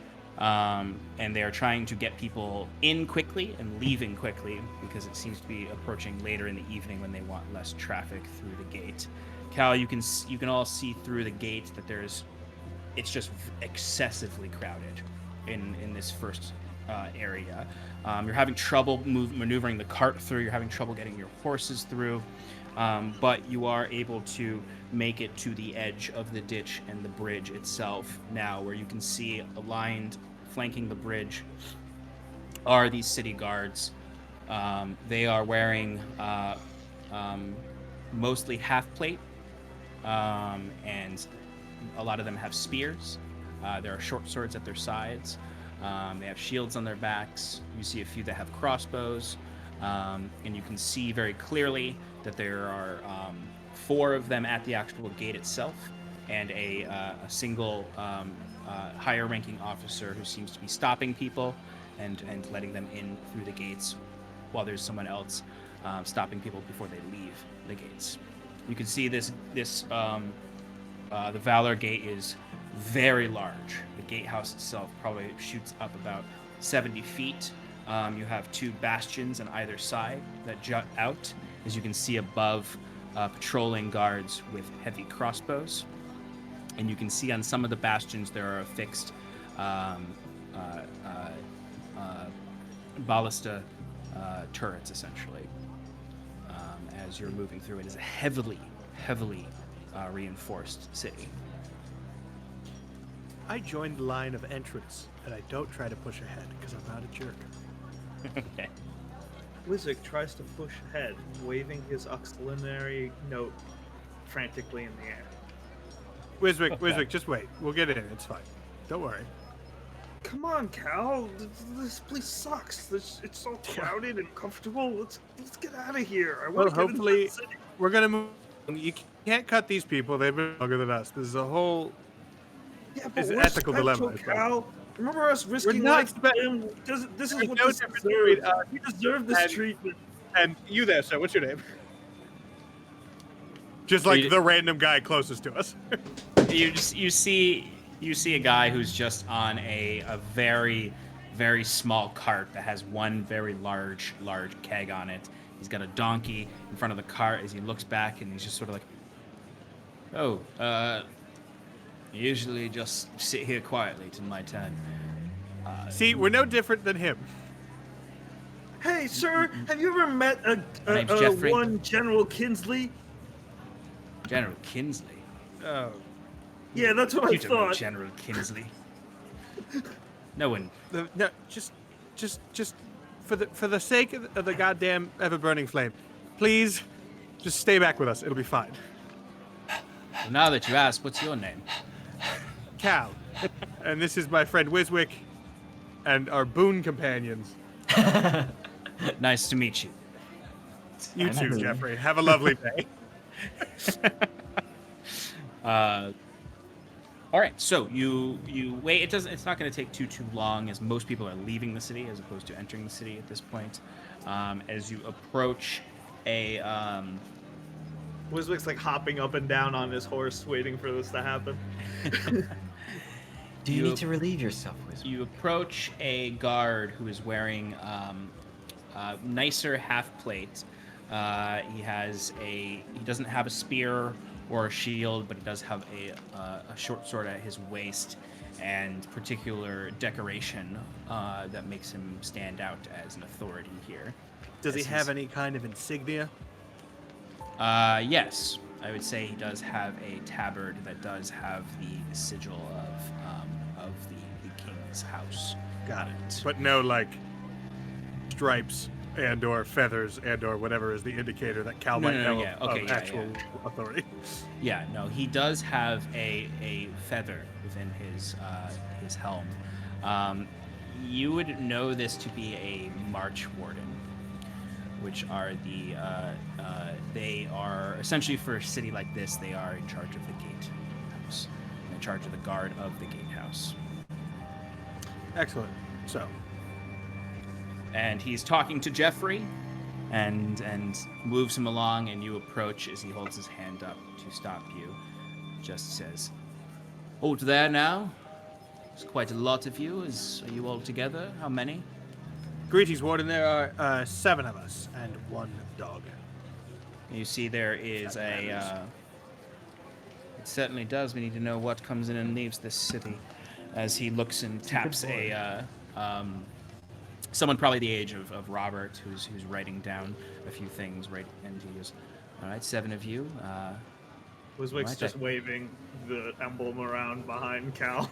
I'm sorry, there are 8 of us and a dog. 8 of you and a dog. All right, excellent. And what is your business within Cardolan?" Nope, 7 and I was right the first time. And Well- then you see he just like looks over and he's like, "Oh, Count."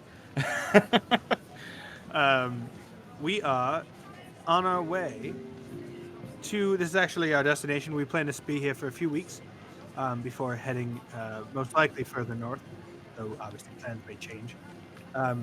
We've been extensively traveling to the west, and so and we're looking to spend some time in the capital, as it had been a long time since we had been here. I had been here. In the west, where exactly are you coming from? We are coming from Spherewald. Was our last what is the port of call? Our last Troubled destination. place, Point certainly. of interest. Fair enough. Right. And I can see, perhaps, judging by your countenance, you are a citizen of Quintaki. What is your place of origin? I'm Durin. East Durin, specifically. Easton and Durin, all right, and your companions. Actually, I'll have you each come up, please. And he'll turn his notes over to you, Cal, and say, "Please sign here." Cal signs with the Cal Rollins, not the whole story and light deck whole. We must account for everyone passing in and out of the city. Thank you very much, Mr. Roland. Who would like to come next? Wiswick is right behind Cal. He says, I don't see any reason to give you my information. I need to get into the city post haste. I have. This is Wiswick Netherrock. He's Snurf Neblin from the north, I believe. Smoothhold is his actual town name. I don't think What he's the ever hell are told you that. doing, Cal? I don't want Telling this this- random guard man knowing my life story. Excuse me, sir, but We've if you got could important- please control your companion, we have much business to get through to today. Understood, Wiswick. The smoother this goes, the faster we get it.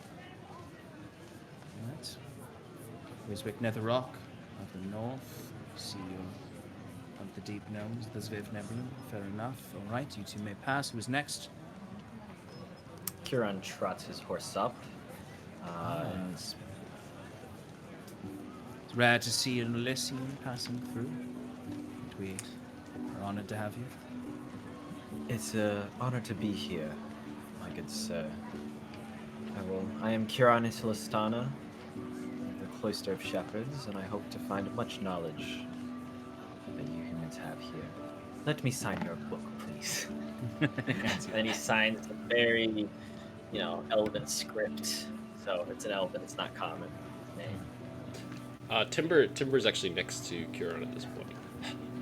But this is our faithful companion, Timber. He's a wonderful friend and a very good boy. All right, you are an Elysian and dog. And you, madam? Yes, my name is Scarlet. Scarlet Cerulean. Sign here. And where are you from? It is a excellent accent. Sindamaya. Far from home. Yes. Right. There's been a lot of activity over there. Oh. Oh yes, all building projects in those parts. Oh. All right. And I'll take Embla and Rocky and Robert's information. Robert's kind of skittish for some reason. Of course he is. It's a big story. It's like, my name's Robert. Surname? Robert. It's fine, man. I got one name. Like Cher. But Robert he, Waite. That's a family name. right. He looks to you all and says, fair enough. All right, you've all been approved to enter the city. If you need any guidance, you can ask some of our guards who are not busy. You are entering into the... Oh, goodness. Where's my map?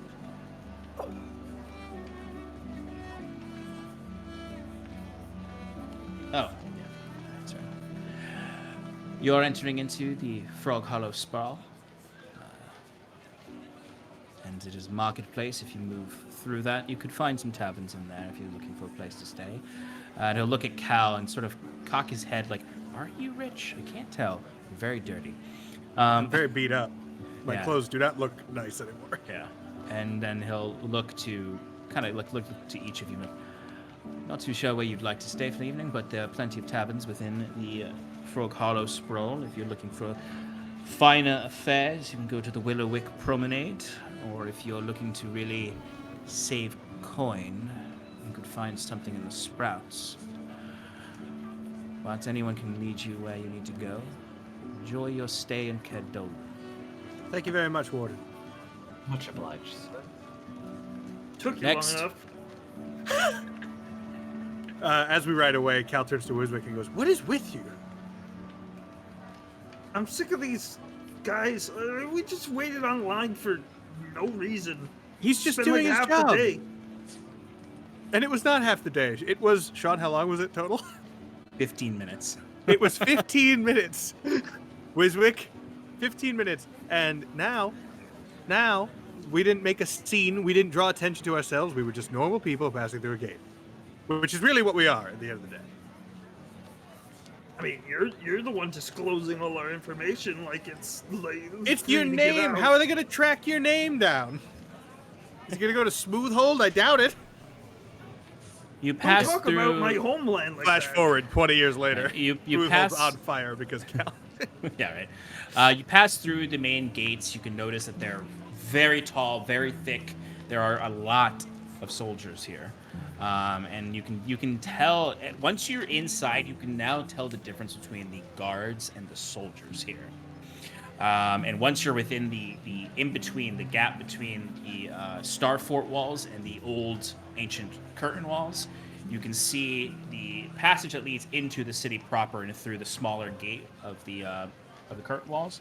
You can see on your left and right there are makeshift walls and then iron gates. If you peek through the iron gates, you can see the military encampment essentially within this inner wall, where you can see soldiers that are training. You can see the barracks style homes. You would notice, Cal, give me a perception check. Well, it's natural 20, so 24. Nice. You would notice some unconventional soldiers in there. They have lighter armor, but they don't look like skirmishers or anything like that. They look more like they should be part of heavier infantry, but they're wearing like light armor you've not seen before. It looks like it wouldn't protect against anything, really. It just looks more like quilted armor. And you notice some of them have they have this light armor, and then they have like an actual like iron helmet, and then they just everything looks peculiar to you. It doesn't match your typical what you've read in your books about military strategy. And generally, there just is a lot more military than you'd expect in the inner walls for peacetime, but also just generally speaking. You pass through. You pass through and you enter into the main market square area, the Frog Hollow Sprawl. And you can see people are closing up their shops. They're closing their carts up. You see people kind of running to and fro, trying to be like, "Hey, do keep open one more second." The sun is setting in the distance as there's kind of a golden hour light spreading throughout the city. It is very messy, very tightly packed. There are buildings on top of buildings that are leaning against each other. It's all in this area. It's all it's a mixture of wattle and daub and a little bit of half timber homes. They seemed almost leaning against each other. As you can see some canopies across the rooftops. You see some folks in balconies. There are snaking and labyrinthine alleyways all throughout, as it is packed tight. These streets can barely fit your cart in them as you're trying to squeeze through them. I'd like to look for the kindest looking street urchin. Absolutely. Give me a perception check.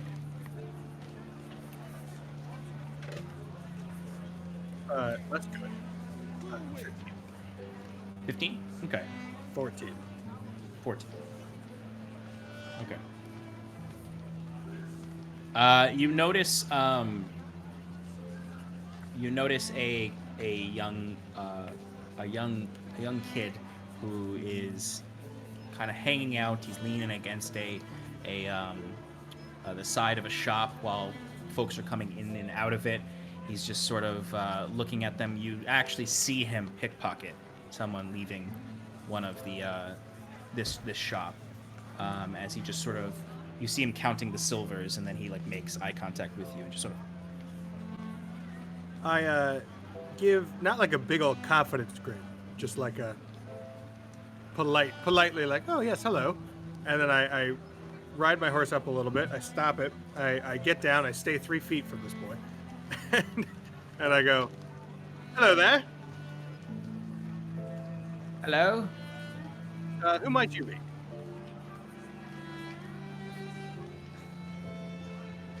Seamus. Seamus, lovely to meet you. I'm Cal. I was. What do you want, mister? Yeah, sure. I was hoping that you could help me and my friends find something. He's looking at you very distrustfully. What are you looking for? Actually, really all you need to do is point the way. We're looking for the, we've heard it's called the Willow Wick Willowwick Promenade is perhaps the area. Oh, the Willow Wicks, yeah. Oh, yeah, those rich folk. Yeah, we're all up there. And he points back, and you can see kind of the city's not like necessarily like segmented as in tiers, but you can very clearly see like if you look up, like this portion of the city is kind of nestled against a very not super tall rock cliff. And you can see very short walls at the top of that rock cliff. And you can see just the tips of nicer rooftops there. Yeah, it's up there. If you there's a few gates you can go through. You head down that way, and it'll bring you to the Arlandweir Quay. And you go through there, and you can hop off into the southern gates that lead up into the promenade. That's where you wanna go. Excellent. Well, Seamus, thank you so much. Is this the alleyway you normally haunt, or is this out of the norm for you? What's your problem, man? I don't live in this alleyway. I just hang out here during the day. That's what I meant. Well, excellent. Well, Seamus, we'll be in town for some weeks. We may have some jobs for enterprising young men and friends like yourself. So in the meantime, and I hand him, how many silvers do I see he has in his hand? He has 3 silvers and 5 coppers. So I hand him 10 silvers. And I go, keep me in mind. If you and your friends happen to see me and I'm walking around as if lost, I would appreciate some help. And there's more where this comes from. Okay. He nods at you and sort of like, he's still very distrustful of you, but he just takes his. I hold it out and don't move like a worker with a skittish horse. Yeah, and Just like, he there you go. slowly takes it. And he says, "Mate, I'll be here." Seamus, it's lovely to meet you. I say, and I get back on my horse and I move on. Okay. Making friends again, are we, Cal? You know, I find that it pays off more often than not. Think of it a little bit of an investment in the future. Sean, how closely does this place resemble Gristrom? A lot. It's essentially Gristrom times 10. You know, like it probably has like a population of 500,000 people here, where Gristrom would be like maybe a fifth of that size. But similar architecture, similar folk, similar shops. Just this place is just significantly larger than Gristrom. Cool. All right, so you begin to head through the market, the sprawl, and you eventually find the southern gate of this section that leads into a very large dock area and harbor that seems to be the main harbor for in-and-out trade and for business. Burger? In-N-Out Burgers. There's an In-N-Out Burger shop there. But you kind of take note of it. You can actually see, though, out onto the vast lake, and it just goes on. Like, you don't see the other side of the lake. It feels like you're out by the ocean, but it's not.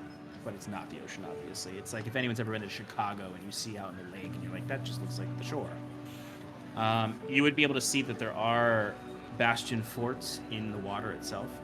Out there, and Is that Jersey? But it is a very, very vast, like descending harbor town, essentially, in this place where you're looking down as it descends into the actual wharf area.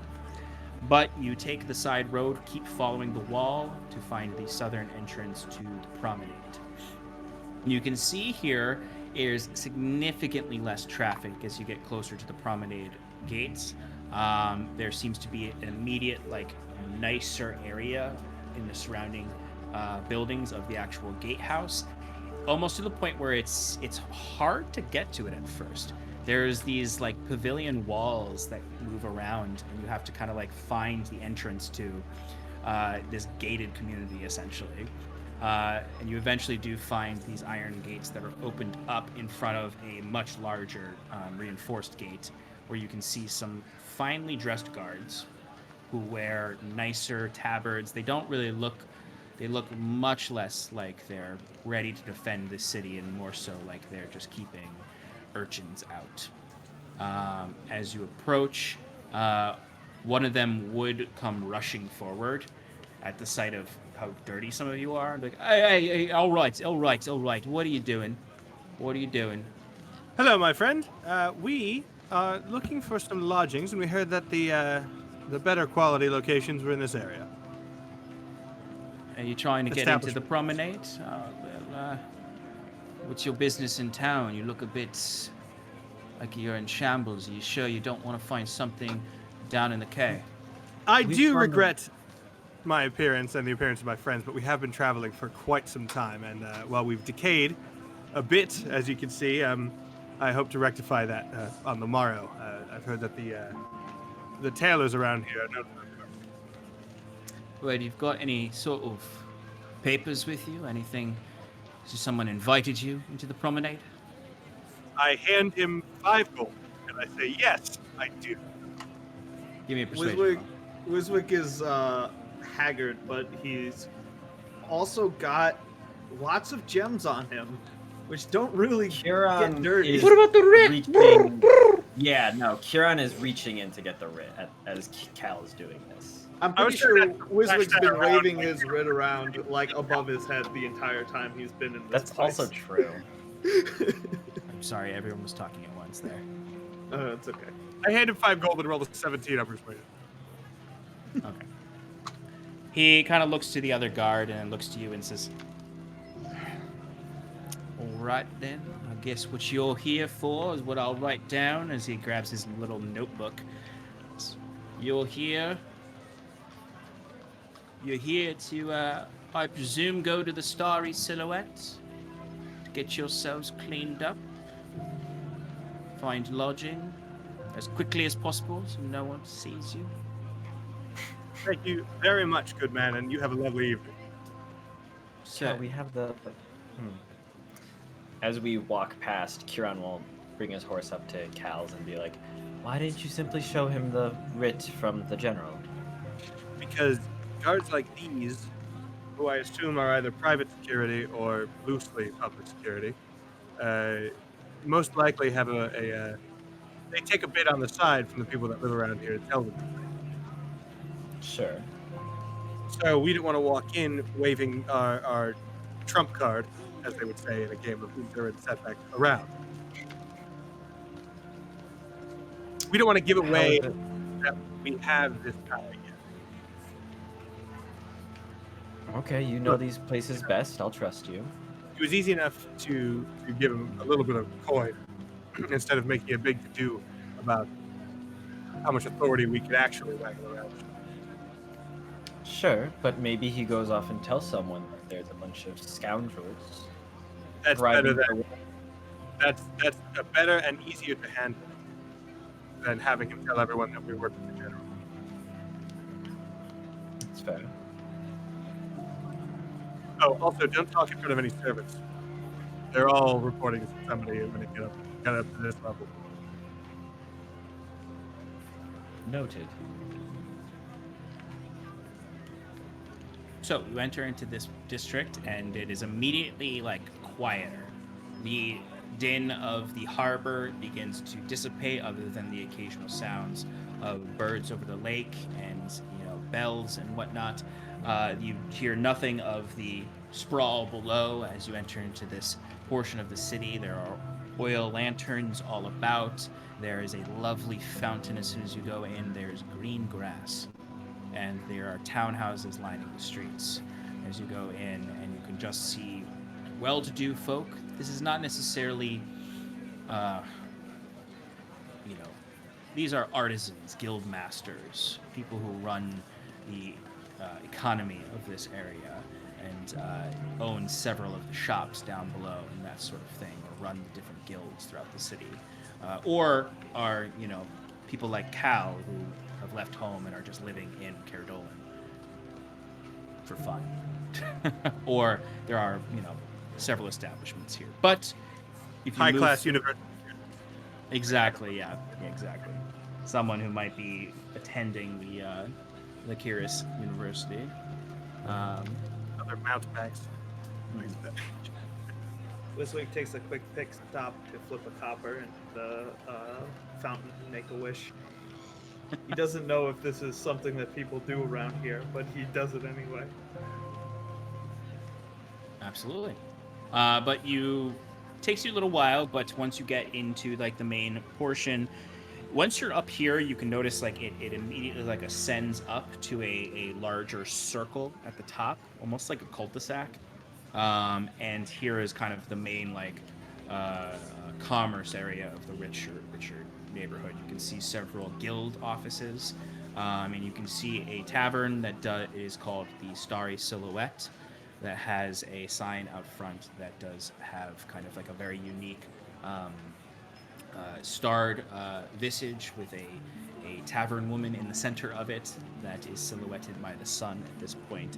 It's a very fine establishment. You can see it has several balconies up on the several jutting out rustic floors. It's 3 stories tall. It has it's just a very lovely establishment. Would you like to head towards that?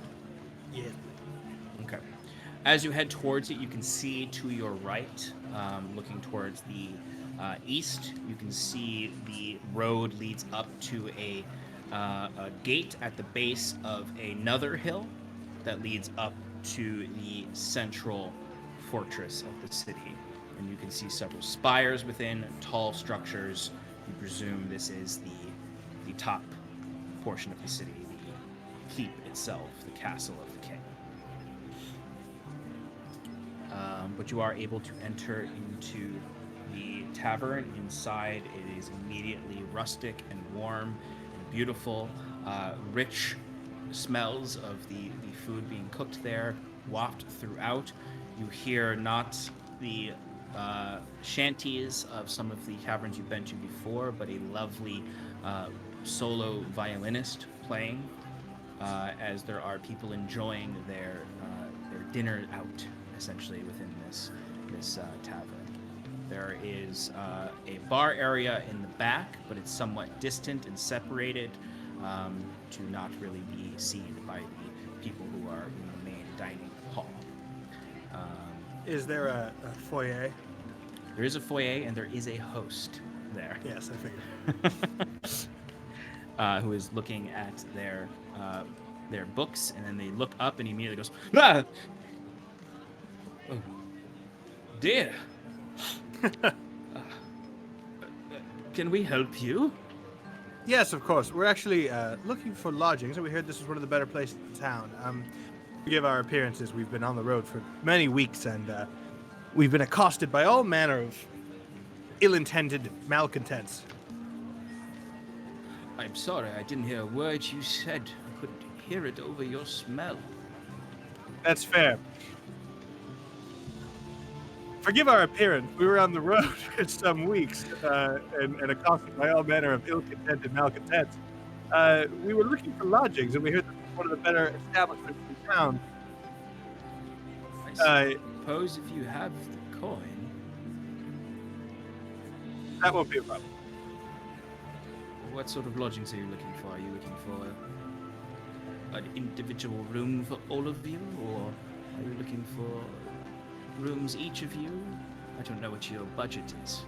Certainly, if you have suites, obviously we'll take one of those or two of those, depending on the occupancy. If not, individual rooms is fine. And you kind of almost hear Cal's accent moving like forward into his mouth. Very like he's proppering up a little. Yeah, Cal. I feel like Cal right now like looks like Norrington in Pirates of the Caribbean when his life is like in the bag, and but he still has like his uniform on. That's pretty accurate. Individual rooms will be 10 gold each. The suites, judging by how many you might need, the suites, they house 4 each. Those are 25 gold pieces each. Excellent. I think we'll take 2 sweets then. Very much. 2 sweets, all right. That will be 50 gold pieces up front, please. Of course. And I hand him 50 gold pieces. Like a motherfucker. All right. That does not include meals or baths or any of that sort. Those will all be extra. You can inquire with some of the servants upstairs if that's what you need. Or you can come down here and request. He's looking at Timber. I'm sorry, there's no pets allowed. Oh, he's not a pet. He's one of our companions. He's a good boy. It's a long story. I assure you he'll be of no issue. And if anyone complains, I will personally satisfy. And he drops his hand down in front of you.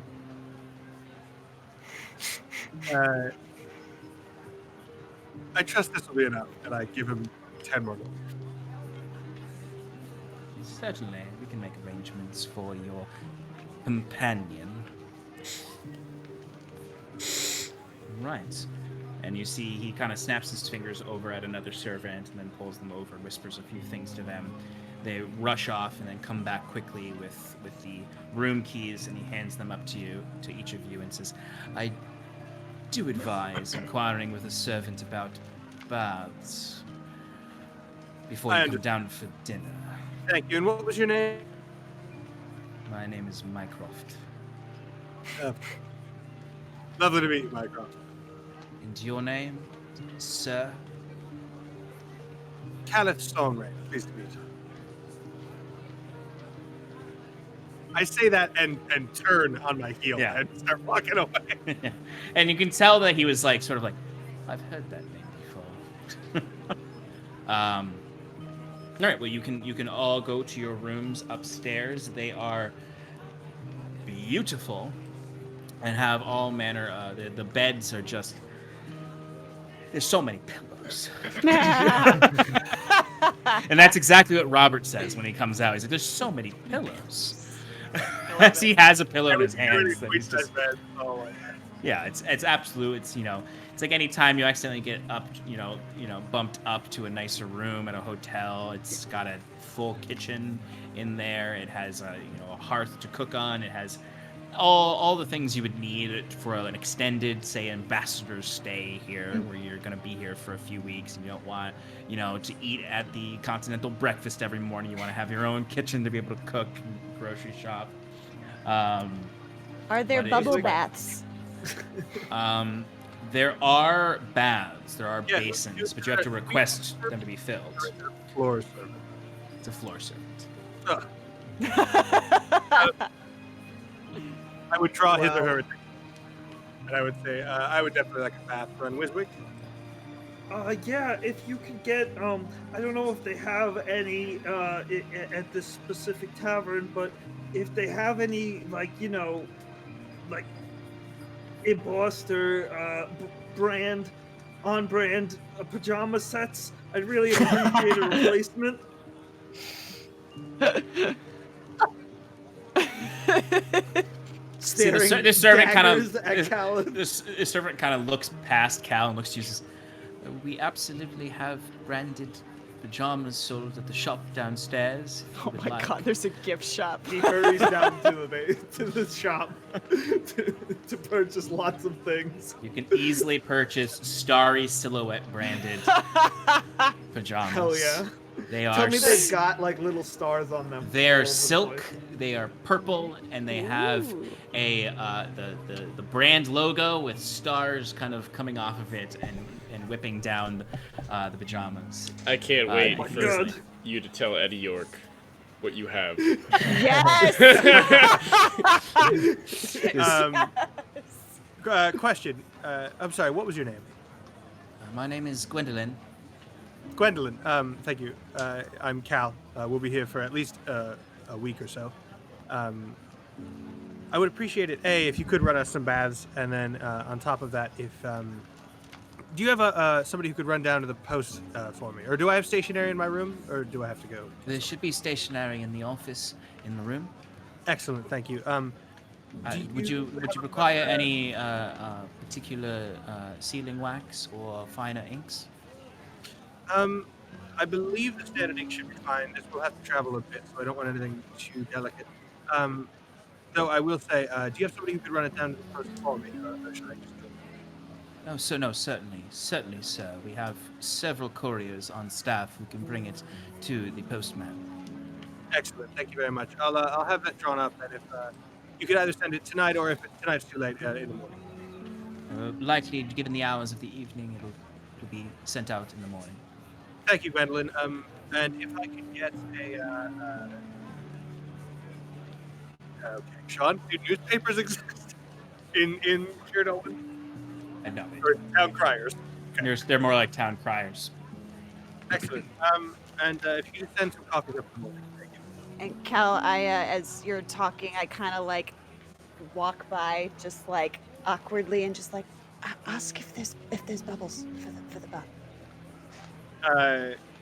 My companion does wish to know if any Oh, did I make it obvious? any frothing soaps, perhaps Trees for your baths.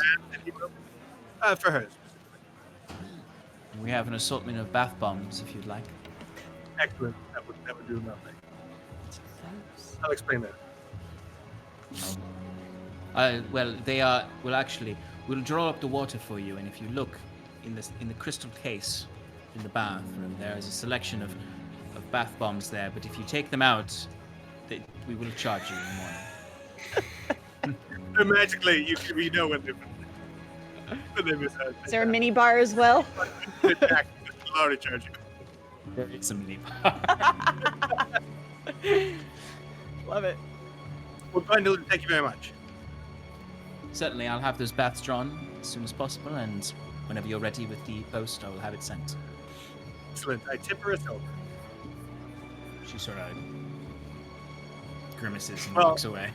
Well, I assume that we'll be tipping her silver pretty much every day.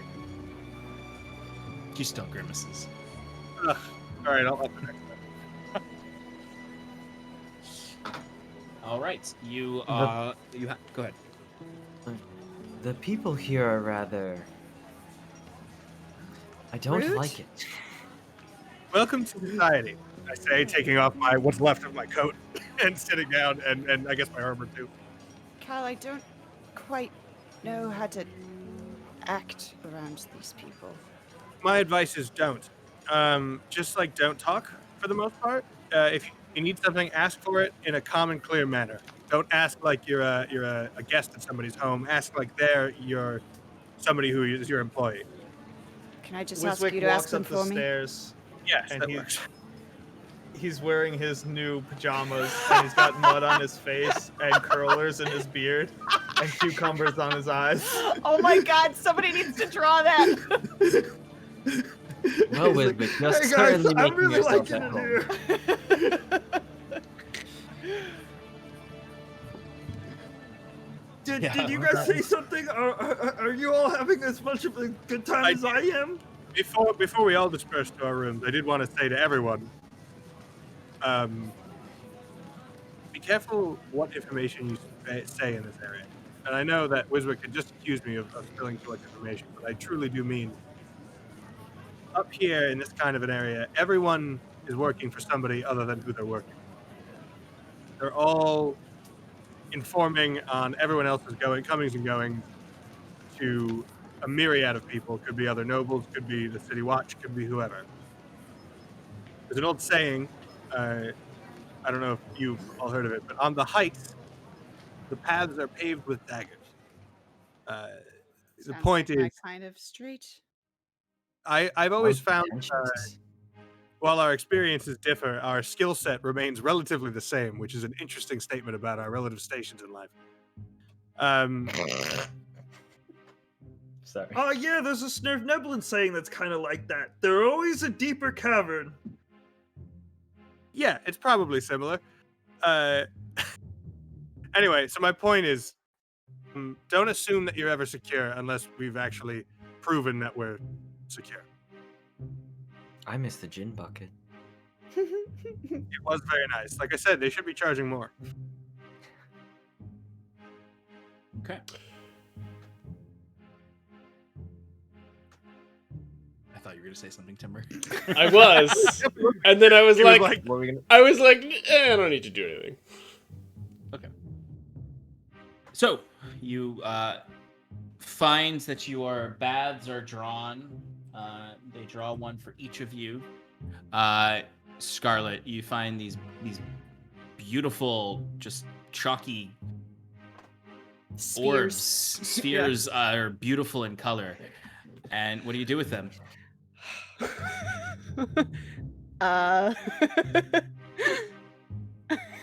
She eats them. No. My They initial do smell thought- delicious. Yeah. No, I'm not gonna eat them. Kieran. Kieran's gonna Oh, eat. Kieran's gonna lick it. Yeah. And How it's many not are? sweet. How many are there? How many are there? There are 4 of them. I put them all in at once. not knowing. Monster. Feeling you would put them all in at once. You watch as, yeah, exactly. It's like at first you're like, well, you're just like you're like at the edge of the tub after you drop them in, and you can see they immediately start to dissolve into the colors. And at first there are these 4 different tapestries happening. You see one that's just rainbow colored coming out. You see another one that looks almost like the night sky. There's some sort of glittery lights within it. You see one that's just pink and fluffy, almost like the bubbles from the last one. You see one that as it opens up, there are these little rose petals that were inside of it, as it turns the water into this silvery color. But as they all form into their particular quadrants, they all start to mingle together until your water is gray. Ah, perfect. Yeah. It's just gray with dirty rose petals in it. I stick my hand in, get it boiling, and slip right in. And there is so much glitter in one of those bath bombs, though. Oh God, I'm gonna come out looking like a vampire. There is an overwhelming perfume coming from the water because it is a mixture of all of them. You've got something that's flowery, something that's more earthy. You've got something that's raspberries, vanilla. It's just so overwhelming that you're kind of like your eyes are watering up as you're in the boiling water. It is in fact not pleasant. It is so much less pleasant than the bath at the Frog Hollow gin She- bucket. She quickly regrets, and she's learned that you only put one in at a time. It's also going to cost you 20 gold pieces. That's fair. Can we say that Wiswick saw this coming like a mile away, and as she's in the middle of her bath, a water elemental walks in and refills her bath to dilute some of the like ridiculousness that's going on. That wouldn't work. It would just overflow the tub. Why wouldn't it What do work? You get rid of Wiswick, the what are you doing? smoothness. Wiswick does some weird magic. Yeah, as soon as she said that, the water elemental splashes into the ground. Oh, just go away. The rest of you, what are you doing? Timber is Taking a bath the normal way. Timber was not a human, Now you're taking. so You're now human. Well, no, he was not a human during the. Okay. Hey, everybody! Hey, we're gonna give 4 baths because there's a dog. So Timber's in his room, Mhm. writing a letter to his brother. Excellent. That's it. Okay. Excellent. All right. So, Cal, you are getting freshened up. You look to your clothes that are disgusting and sitting there as you've cleaned yourselves all up. Everyone, I mean, for the most part, everyone's clothes are still quite gross, even those who have bathed recently. They're not covered in mud, but they are certainly foul. Kieran. would probably clean his clothes in the bath after being done. Just start doing his own laundry like he used to do. You know, looking for like, are there windows here? Yeah. To the outside. Yeah, he's probably gonna open the window, put his laundry out to dry on like the banisters or whatever. And while he's looking out, looks for any red cloaks. Give me a perception check. How many floors up are we on like a? You are 3 floors up. You're on the 3rd story. 29. 29.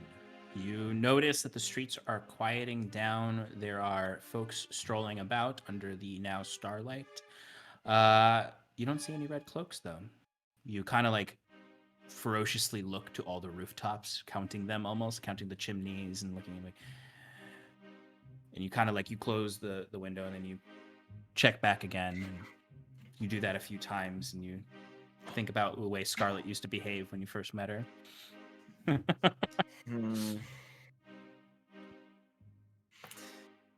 But you feel fairly secure. You feel as secure as far as you can see, though, since this is such a large city. Right. Okay. What would you like to do? You're all freshened up as best you can. Scarlet has braided her hair to the side so it doesn't foof. She's covered in glitter. Good. Does Scarlet. this stuff wash off? Should have used the water elemental. Don't do Should've that again. Don't do that again, Use the please. Wait, Okay, what? no problem. Wizard, can't you give us our normal baths like you do right now? Also, what suite is everyone in? All right. I'd imagine Alright. we're all in one, or Except one it only person's s- in the extra. You have 2 suites, 4 and 4. And it only fits 4, yeah. Wherever. all So four of obviously you and Robert and Rocky and Ebla are fucking those people. Yeah, so one person is with them. Or you have Rocky Embla, 2 people, and then 2 and 2. Rocky or Ribert. I'll be with Embla and Rocky. I'll Okay. be with the NPC suite. I'll go there as well. All right, so we have Aw. Scarlet, Kieran with Rocky and Embla. And And then up top, it's Cal and the boys. Cal and the boys. Wiswick takes 2 rooms. No, Robert's here. Yeah, Robert is in one of Damn those it. rooms. So on a real note now, did you resolve? Yeah, we're good on that. Yeah, you're all good. Okay. Cal would go to the office and take out some of the stationery and a quill or Okay. a pen, depending on what level of technology we're at in the city. And he would write a letter, Mhm.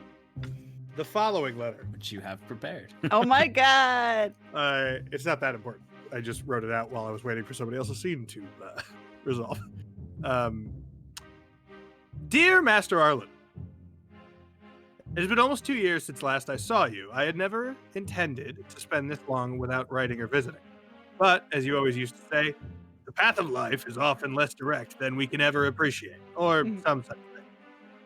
To my shame, it easily could have been another 2 years before visiting, had I not discovered an important piece of information you need to know. I regret that this letter is not a social calling, but a warning. In my travels through Tressex and Spherewald, we had occasion to interrogate an assassin, who, among other notables, named you as targets. This assassin was a member of an Oxalish syndicate going by the name the Crimson Court. Unfortunately, he escaped before I could ascertain the reasoning behind your name being on his list of targets. As far as I know, he is still out there headed your way. It has taken me the span of some weeks since discovering this information to send this letter, as we have been running through the untamed wilds of Spherewald through enemies and events beyond our control. I hope this letter reaches you in time to be of some service. Stay safe, Antonio. Easy enough to do. And you can bring And it I down. address it, Master Vertis Arlen, 22A, Indigo Boulevard. Blue Street. Indigo Boulevard. Excellent. Purple Sea Unteris. Postal codes haven't been available. Excellent. And you are able to drop it off with Gwendolyn. And that will be sent in the morning. I attach a silver with it as like a tip for her and to be split with whoever runs it. Excellent. I also would like to do a scan out the window. Just because it's habit. Wherever we are, whenever there's a window, I will be doing a scan. Cat. Yeah. You'll see much of what You copied Kieran me saw. first. You'll I see know. folks heading home in the night, those going for a late night stroll. It's around 8:30 at this point. As you've been making your way through the city, you did arrive quite late in the afternoon. It's getting quite quiet. You can still hear kind of like there's an active like humming bustle to the city deep into the night that you're very unfamiliar with. I mean, Gristram's large, but you were usually deep in the enclave of the Crimson Court. You didn't really have balconies to look out on while you stayed there. This is the biggest city you've ever been in your life. Most people you've ever seen in your life. Okay. So then just like closing the window, I'll look at my clothes that I did not wash by hand and make a mental note to get some new ones ASAP.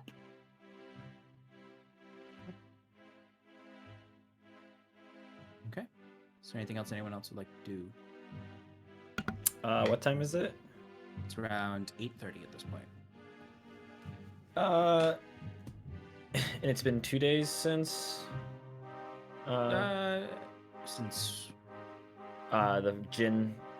yeah, it's been two and a half, almost 3 days since you've been there.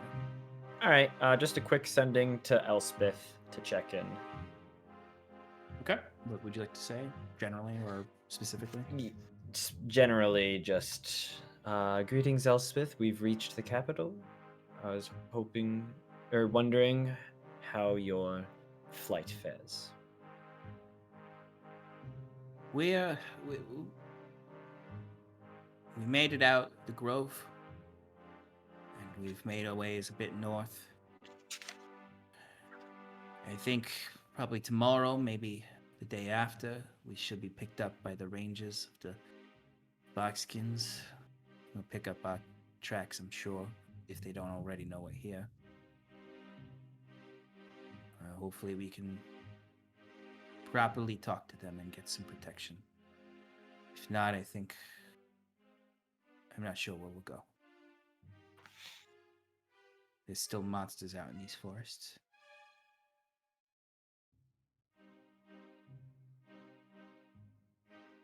That's all she says. Okay.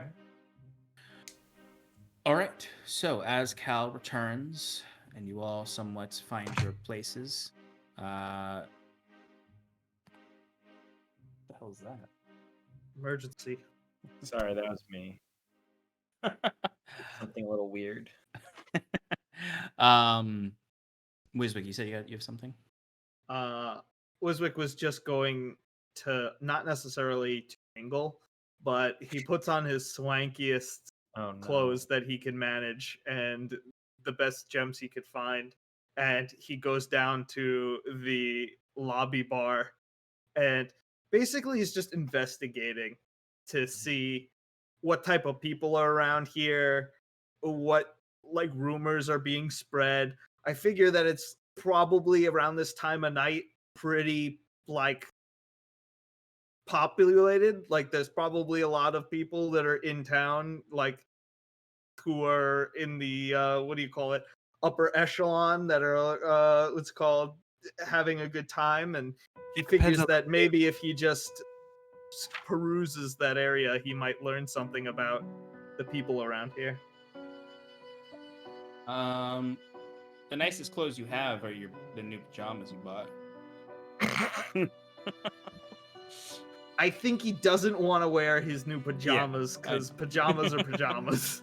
Yeah, no. You're able to go down there, and it is, you can walk through to the bar area and sit down and get a drink if you'd like. There's sort of, kind of the last patrons are in the dining area. There are some other folks at the bar. Is there anything in particular you're looking for? I think he tries to make himself as like kind of like the mysterious figure in the corner.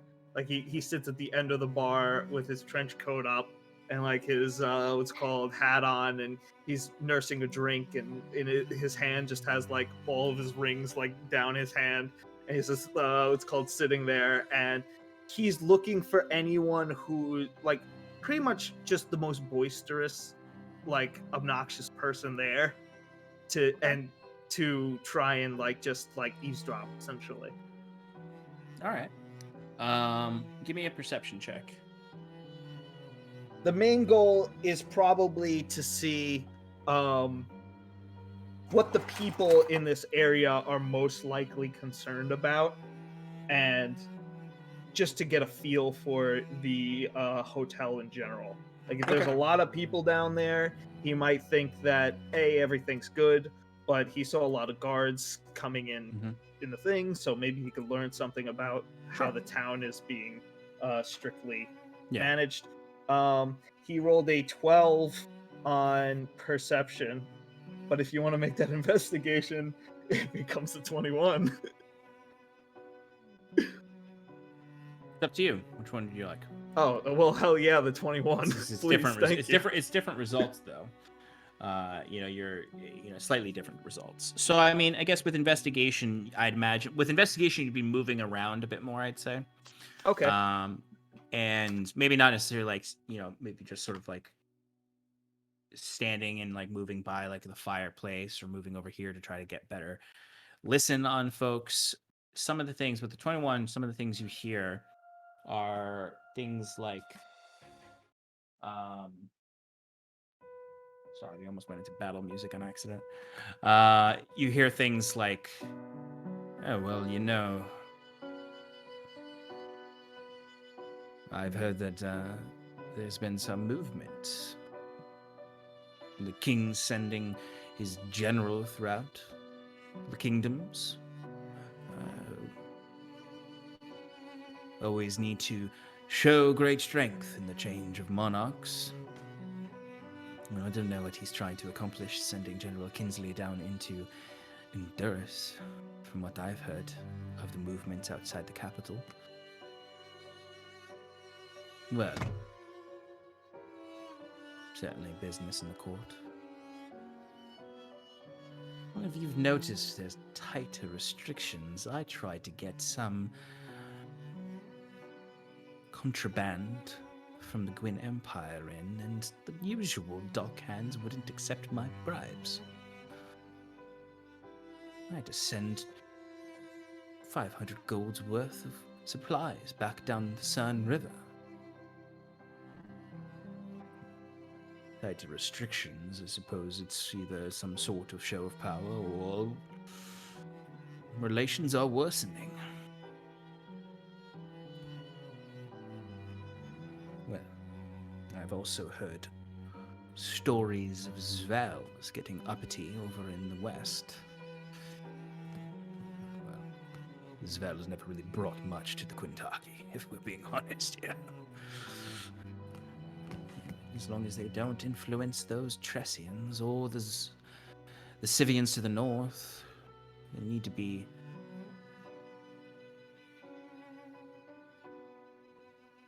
pleasantly ignorant of the goings-on. You just generally hear a lot of word of trade. It's mostly they're talking about trade and restrictions on trade coming from the south. And how it's harder and harder to bend the rules of the harbors here, like there was before. There's more guards in the harbor. There's more investigations from military, checking ships and those sorts of things. You would also notice someone come into the front door, just a young woman who stops at the front and immediately kind of looks like rushed. And you see he's talking to Mycroft there. And you see he actually looks at you for a moment. And then looks back at her and points her up the stairs leading up to the rooms. Does she look familiar in any way? No.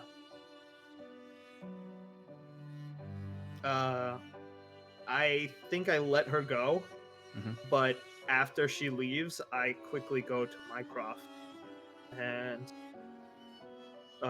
just casually go up to him and say, "Who was that you just saw? Who just booked the room?" Oh, yes. They did not book a room. That was a courier with a personal message for one of your companions. Oh, well, appreciate the information. I best head up and find out what she's here for. Yes. As you will. And I do just that. And before Wisbit comes upstairs, Cal and the boys would hear a knock on their door. Tucking in his last fresh shirt. Well, fresh. It's just not as gross, Yeah. really. It doesn't have this. It doesn't have. You keep one that doesn't get the bloodstains on it. Cal, Yeah. Cal, they're knocking on the door. Can get doors cooking. I can't answer it. with no hurry at all. Just like, tucking in this shirt. He's definitely like unbuttoned to here. We're relaxed now. We are finally behind walls, and Cal is finally feeling like he's in his own element again. I answer the door. It is a young woman, probably close to your age, Cal. She has auburn hair. It's held back tight in a low ponytail. She's wearing nice clothes, not as nice as the folk around here. To you, she looks like she's probably someone who is of lower class but works for an upper class establishment. And she looks across all of you and just says, "Is this the suite of Lord Oh, I said the wrong last name. Lord Stormrain." Yes, hello. I'm he. Who do I have the pleasure of addressing? She gives you a bow. Lord Stormrain, I am Priscilla. I am a courier of General Kinsley's estate. Hmm. I was sent here as soon as the guards alerted the estate that you had entered the city. Under the orders of General Kinsley, I am to invite you to, instead of spending your hard-earned gold in such establishments, to stay in his estate. Up in the Empyrean Holdfast. Excellent, Priscilla. I do believe we're a bit in for the night, as it were. But I would certainly bring it up with my companions, and should we decide to, I will see you on the morrow. Certainly, I was bid to find you as soon as I can, and from what I understood, you made your way here quite quickly. Enjoy your evening in the starry silhouette. The estate is all ready to accommodate all of you. She looks in the room and around. There will be plenty of accommodations and welcome for you and your companions. If you so wish, tomorrow, in the morning, if you would come through the gates, the Empyrean Holdfast. His estate is within the Rosine Rise. If you present the writs he gave you, guards will escort you there personally, and I will be waiting there with the other servants, and we'd be happy to welcome you for your stay in Cardola. Thank you. Everything you need for whatever it is you wish to spend your time here. I nod at her in a clear dismissal. Yes, sir. Evening, Lord Stormrain and companions. You too. Thank you very much. She backs out of the room. Yep. And- Right into Wiswick. and yes, Wiswick enters after that.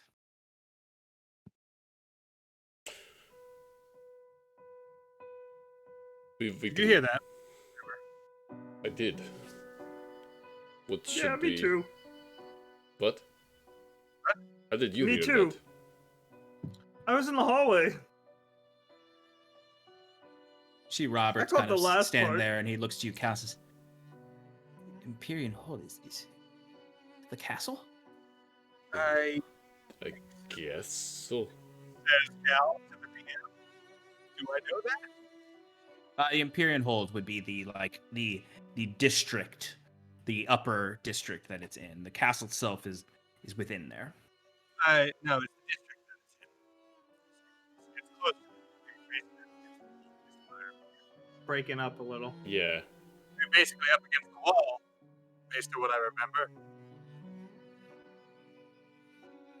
Point is, we can tell everybody else about this. I know we don't always necessarily like General Kinsley's methods, but there are definitely pros and cons to this kind of man. I'd be surprised to see if we actually find Kinsley there.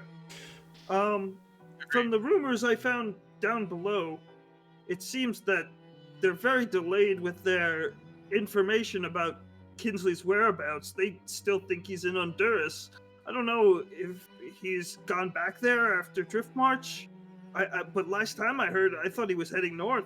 No, he was headed into Honduras last we heard, to the border there, according to Huron. Kelith, correct. Kelith, what do you suppose the cons are to taking up Well, this we're proposal? putting ourselves more within his control.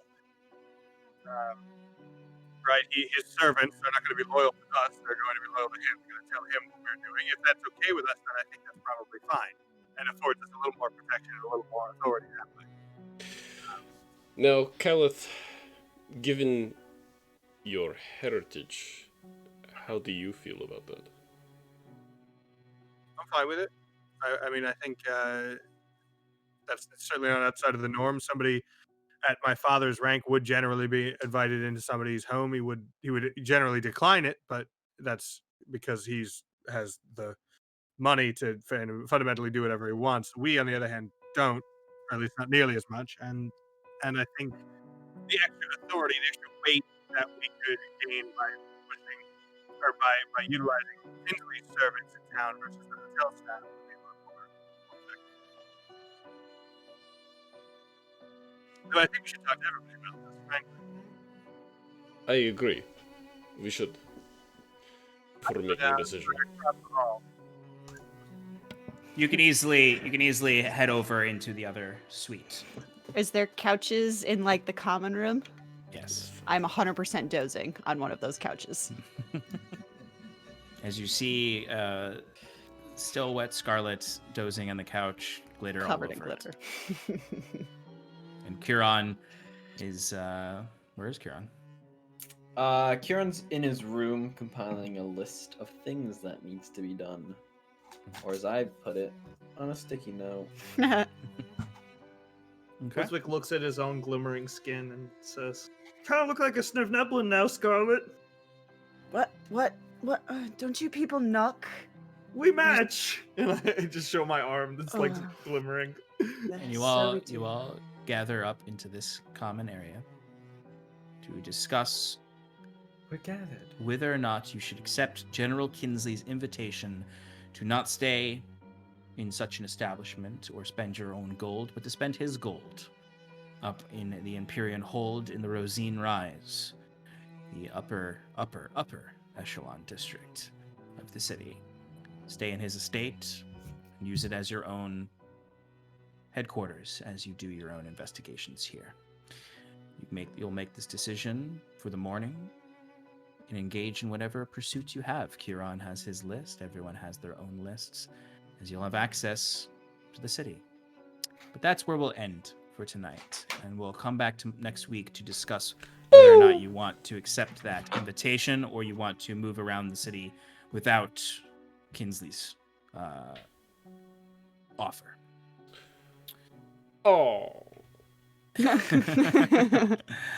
It will be, I'm sure, equally as lavish, although there might not be a gift shop in Kinsley's estates. That's It's okay, I got what I wanted. All right, folks, thank you for sticking around with us through tonight's episode of Advantage in Paradise, as our heroes had some much needed me time, as well as RP time, as they Oh, recouped from their harsh journeys before, enjoyed the spoils of their rewards, as well as bath bombs and hot chocolates and Tressian toasts and whatnot. Now that they are within civilization, out of the wilds, and have much to do ahead of them within this vast city moving forward. And that's where we'll pick up next week. So thank you for sticking around with us and enjoying Paradise with us. Have a lovely evening, and we'll see you soon.